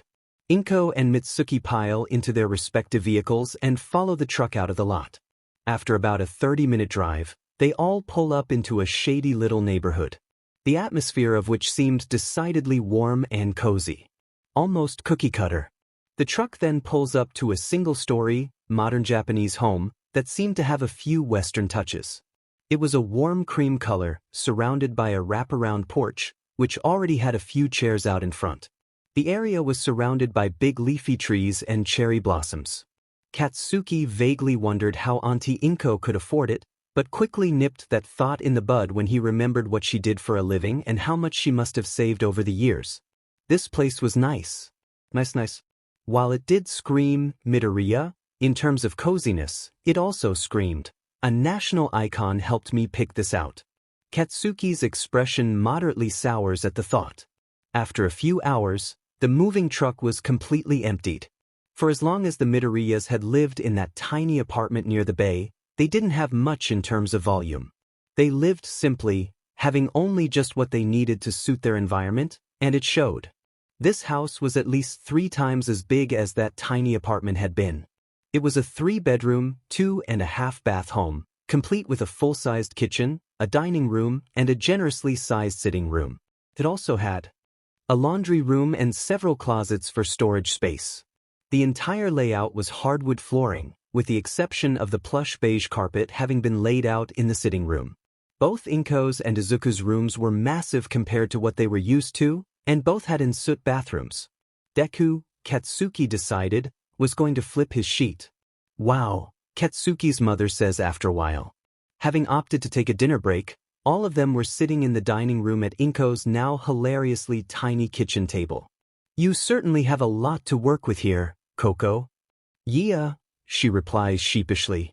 Scratching the back of her head, her eyes crinkled shut in a smile. When she opens them again, they are decidedly determined.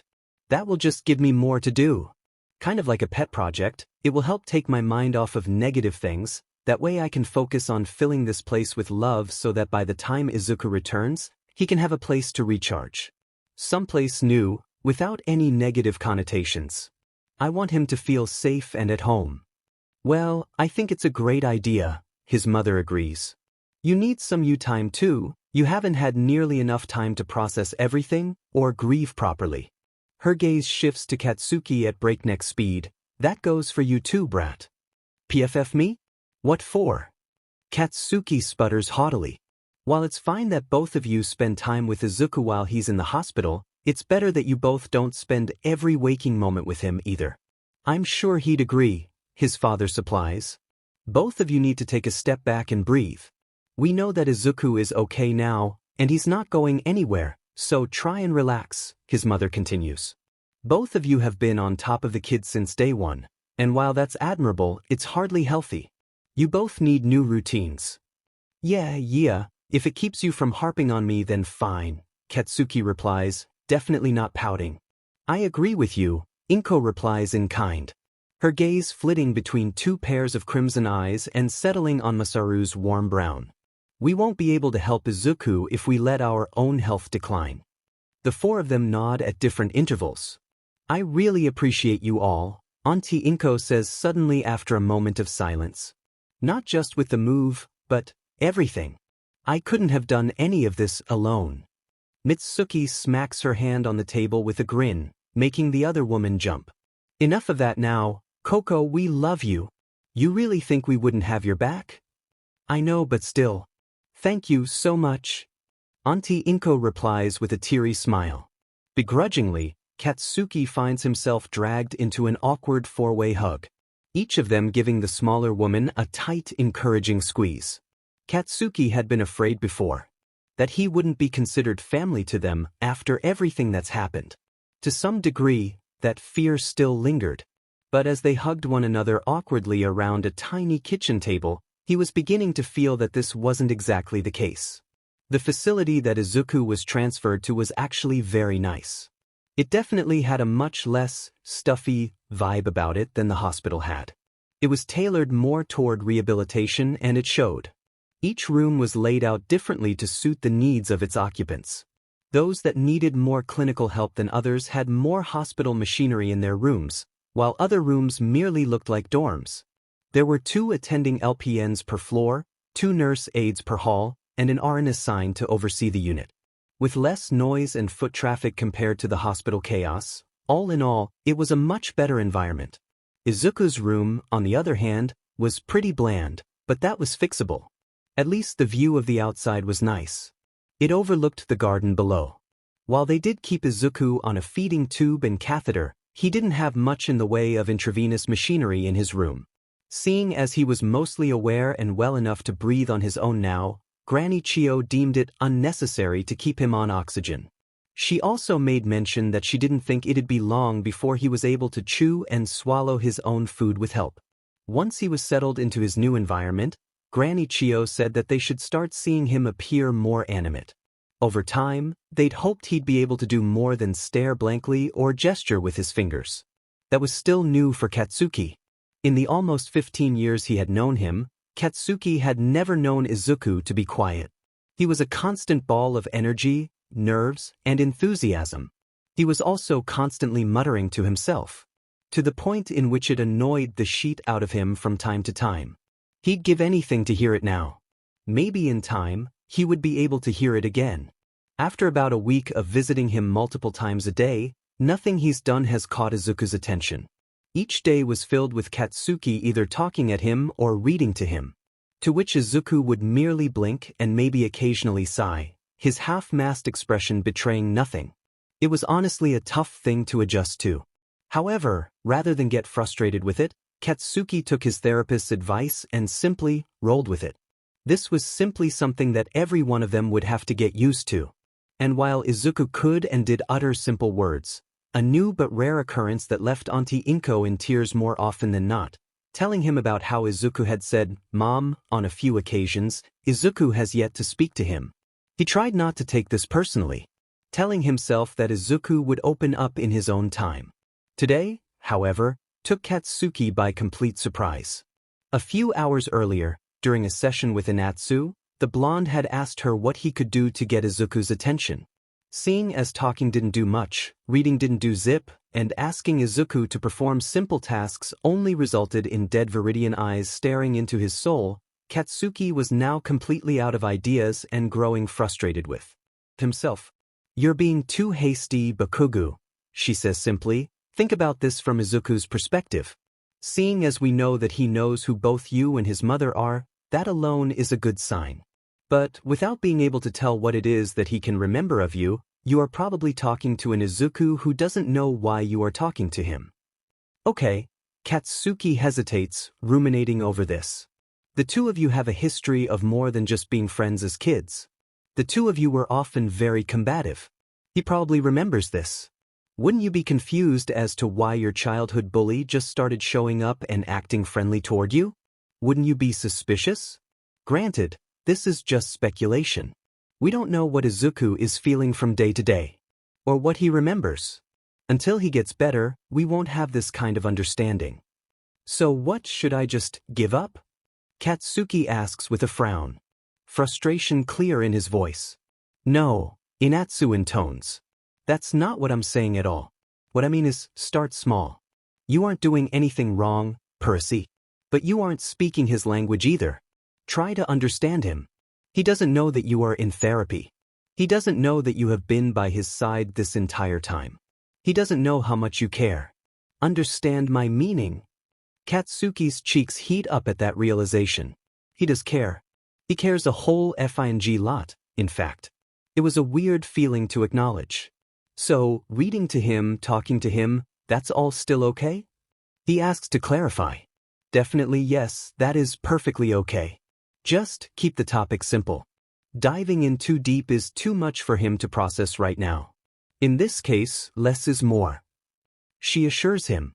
But Aunt Inko can get him to do so much more than I can, he replies, frowning. Have you tried telling him your intentions? Inatsu asks him, tapping her pen against her blank notepad. Katsuki considers this, rubbing his chin. No. I haven't. I'm not touchy-feely. Never have been. I'm either all in or all out. Well, that there could be why he isn't responsive, she deduces. Izuku knows his mother. They have a bond. And not one that was based on pain. In her case, she has an advantage that you don't. He trusts her intentions. However, if you build upon having a relationship with him in the now, as he is, he may be more receptive. Reflexively, Katsuki bites his bottom lip, that sinking, tingling fear that has been lurking within him revealing itself. Would that ever even be possible? For Izuku to trust his intentions? After everything? Resolve steals within him. For Izuku to ever open up and be receptive to him, they'd have to start over. Completely.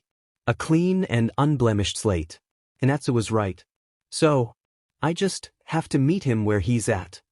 Katsuki wonders, his brows furrowed. Exactly. Meet him there, because that's the only place you can. Dredging up old childhood memories is good and all, but they don't serve you. Those memories of you aren't as fresh in his mind as your time spent at war with one another is. Meet him where he is now, show him who you've become, and you'll likely have an easier time of it. Inatsu replies with an encouraging smile.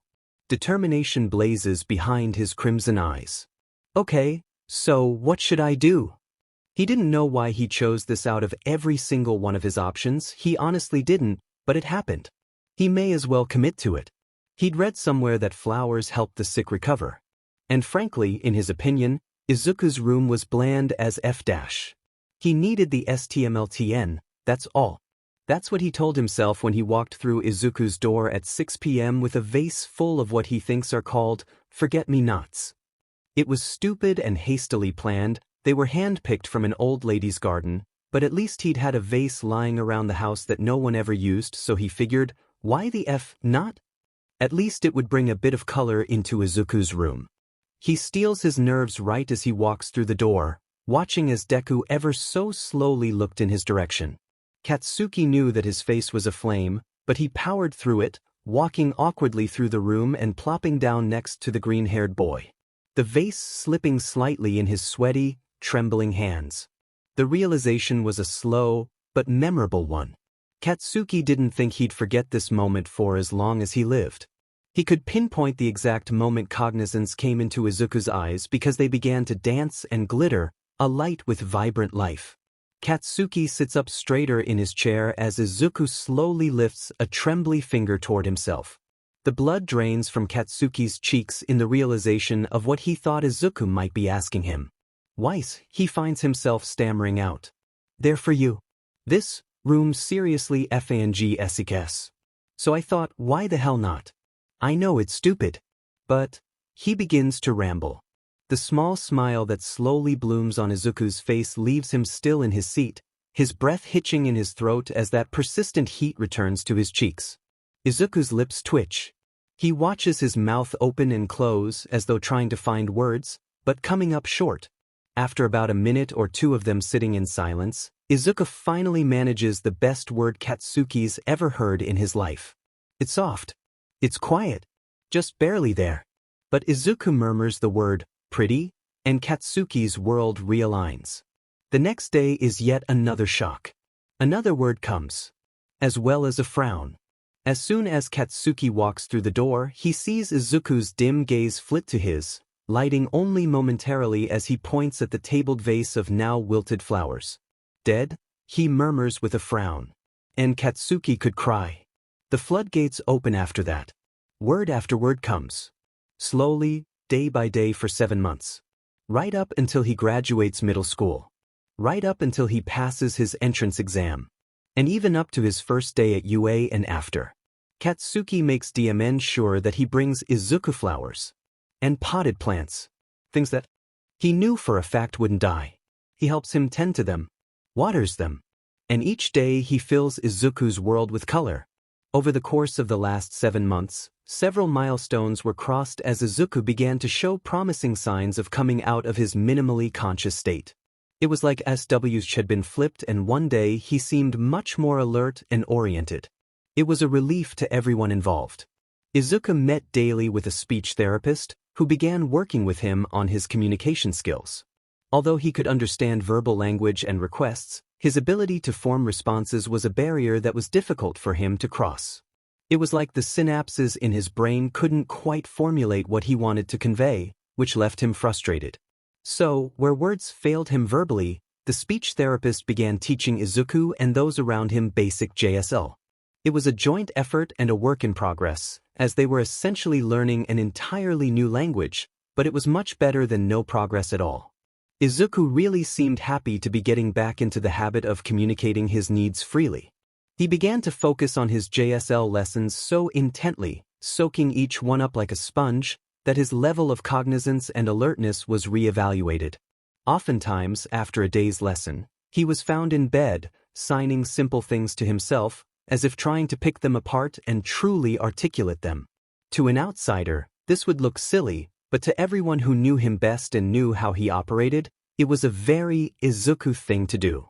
Katsuki would often tease him good-naturedly, calling this new quirky behavior his new form of mumbling, which Inko had found to be quite amusing. During this time, Izuku was taken off of his feeding tube, now able to eat a puree diet with assistance. And in an effort to reorient his body, he was taken off of his catheter as well. He still needed help to the restroom, but otherwise, he was really coming back into his own. Especially with the help of restorative therapy, who also began working with him on his mobility. During this time, he'd even made a few new friends, which both surprised and came as no surprise at all to Katsuki initially. This new version of Izuku was almost more carefree and unrestrained in ways Katsuki hadn't seen in a very long time.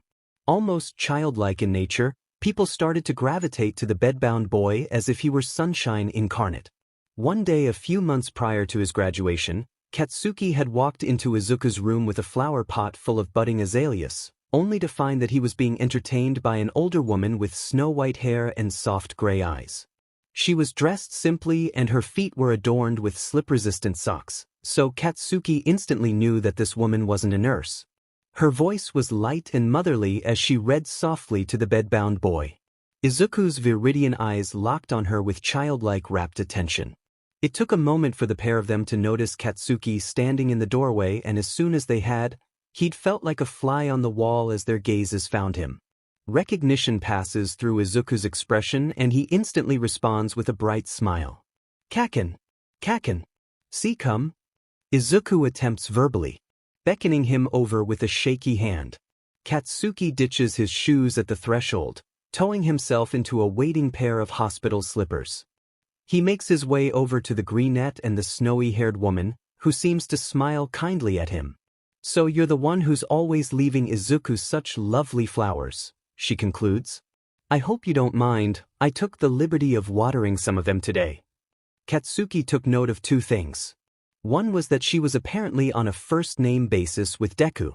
And two, he'd seemed to be completely at ease with her.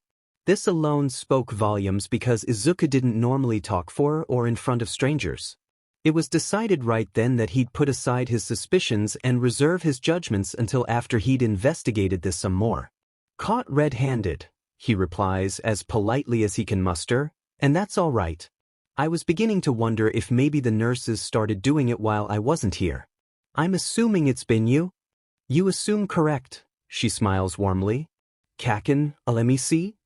Izuku reminds him, tugging lightly on the sleeve of Katsuki's hoodie.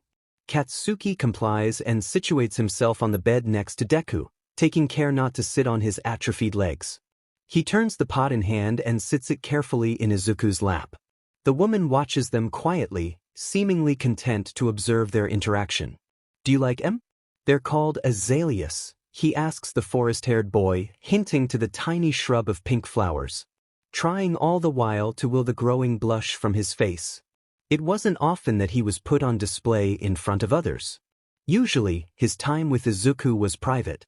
He starts, testing the word on his tongue. "Azalea?" he says finally, signing the letters in conjunction with his speech.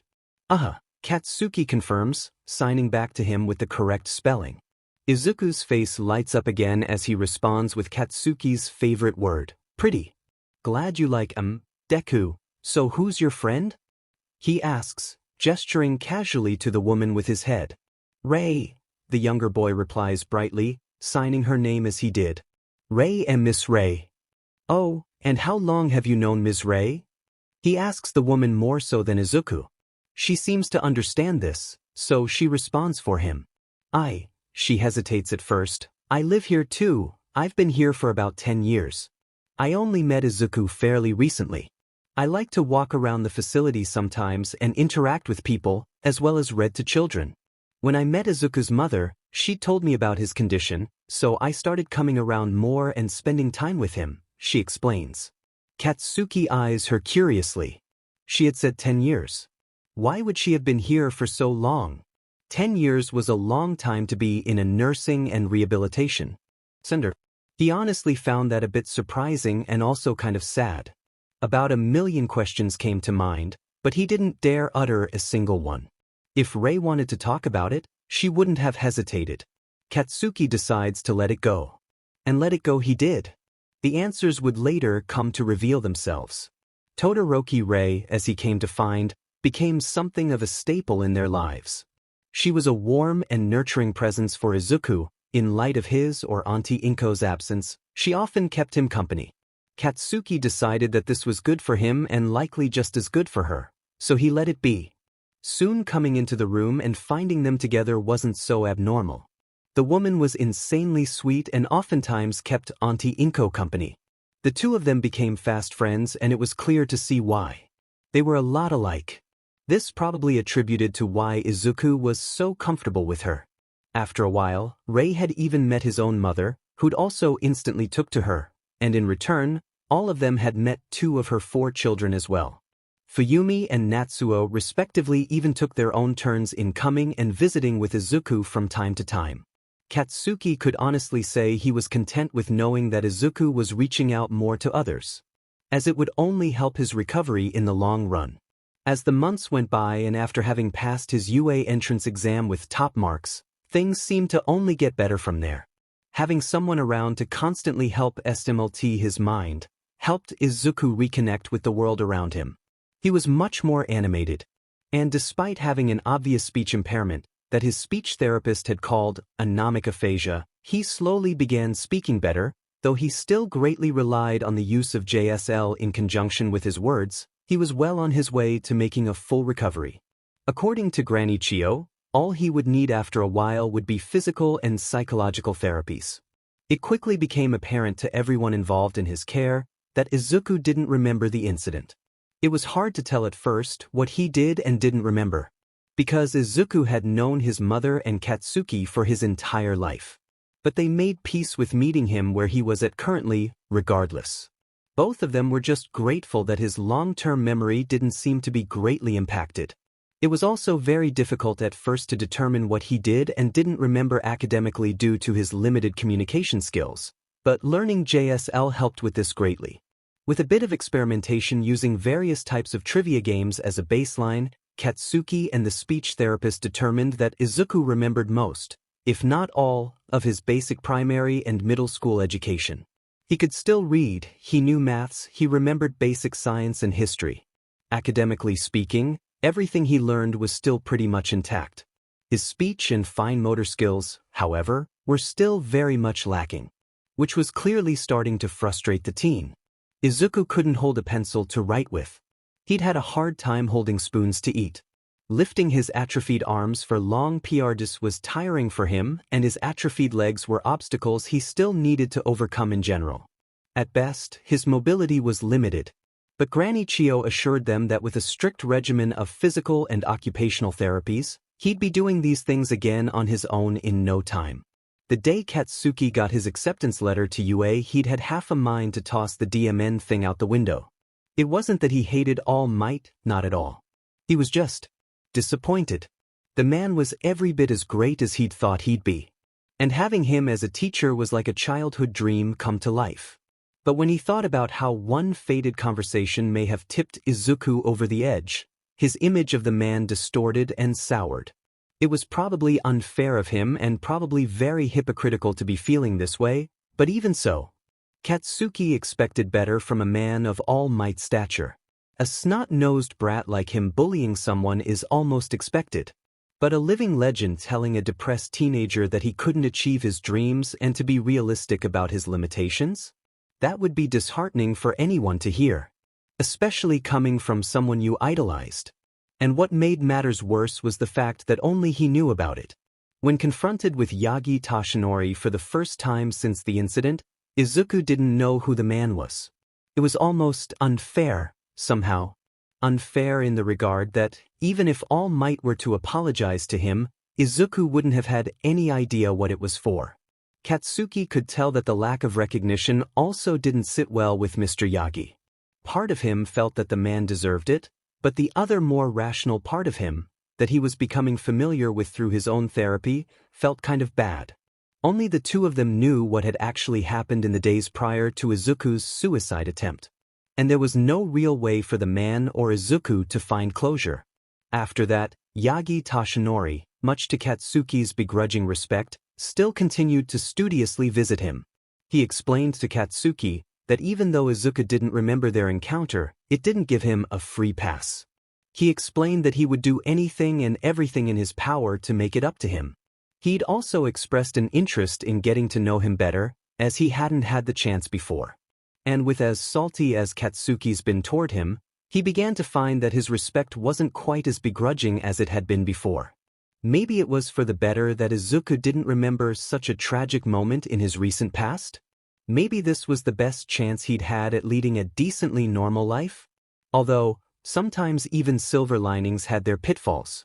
It had been about a week after his first hellish day of class, when Katsuki stepped off of the elevator, only to be greeted by a CNA who usually worked on Izuku's hall.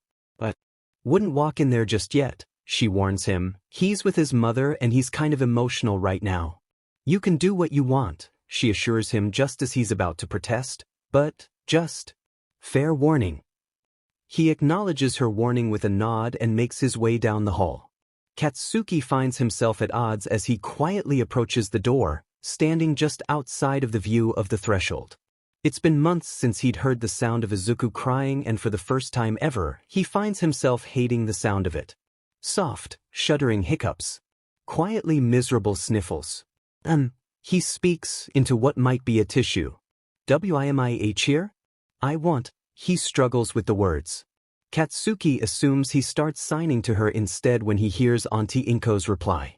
Oh, baby, she replies, sounding every bit as choked up as Izuku does. I know you want to come home and you will. Soon, I promise. Boo, but, WN? Is Zukigus, blowing his nose into what was now confirmed as a tissue. Iwa dash, he pauses, working out the words. He sounds frustrated with himself. He tries again. School? He says finally, clear as day. That was a new word in his repertoire. IW to go. Kaken. Katsuki's head thumps softly against the wall outside the door, his shoulders slumping heavily. He should have known this was coming. Izuku was always so positive, so patient with himself and others. He didn't know why he was here, but he knew he was hurt and that he was getting better.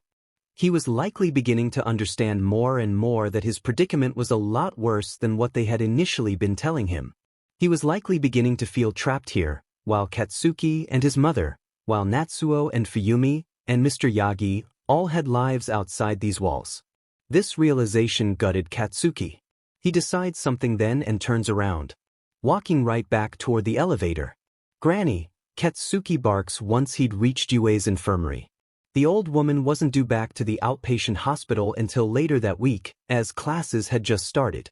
Why am I not surprised to see you skulking around after hours? She teases him. What can I do for you, Katsuki? When will Deku be able to walk? Your quirk should be able to help him walk, right? Katsuki all but demands. Chio eyes him critically. Taking in his appearance, he was sure she could probably tell he'd run all the way back here. She sighs heavily, leaning back in her seat. Dear, if it were that simple, I'd have had him up and him already, she admits. She watches as he visibly deflates. Although not one to take defeat so easily, he challenges her again. At the very least, you can help him with his arms, right? What are you getting at, Katsuki? Has something happened? You know more than most that my quirk, although helpful, isn't a cure-all, she replies ruefully. Katsuki grinds his teeth, glaring holes into the linoleum floor. He was beginning to feel his blood pressure rise with his frustration. He's sad, he says finally. Sad? Chio asks suddenly, sitting up straighter. How so? Not that kind of sad, not like he's going to hurt himself, but he's frustrated. Wouldn't you be? Sitting in a bed all day, hardly able to move because your muscle mass has declined? He wants to do sheet. He wants to go back to school. He wants to have a life like me. Chio frowns.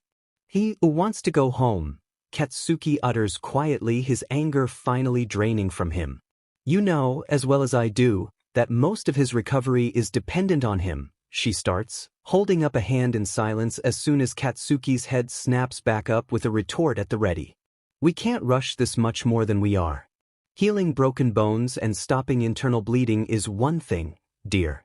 Creating muscle mass is an act only a god can attempt, and I am not one. His body was so broken and beaten beyond repair. I know you know this.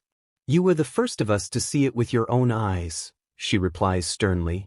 Katsuki purses his lips, his gaze calculatingly cool. As far as injuries go, she continues more gently, he has none that need attending. I'm afraid that if I try to budge him even more, what little stamina he does have will be wiped out, and that'd only hinder his progress. Take one of your little potted plants for instance, she says, gesturing to the small potted succulent still in his hand. He'd completely forgot he'd even had it. If you were to pluck each petal off but one, do you think the others would grow back overnight? No, he begrudgingly admits, his brows furrowing. Well, I'm not saying I won't try to help him, she decides, making Katsuki's gaze snap back up to meet hers. Surprise coloring those crimson spheres. But if this doesn't work, I will not be forcing his body to heal anymore. Got it? Got it, he affirms. As far as academics are concerned, once we can get the range of movement in his arms and hands back to normal, or at least functional, we can set about setting him up with online courses like you had. Really? His eyes widen. Yes, so long as his mother approves this, the old woman confirms. I have no doubt in my mind that she will. That woman is a saint, he replies genuinely. Chio smiles, heaving a long-suffering sigh as she stands up. Well, what are you waiting for? Katsuki grins victoriously as they exit the room. the tiny potted succulent nestled safely in his hands. Just down the corridor, pausing just outside of the study hall, yet another pair of crimson eyes trail after them curiously.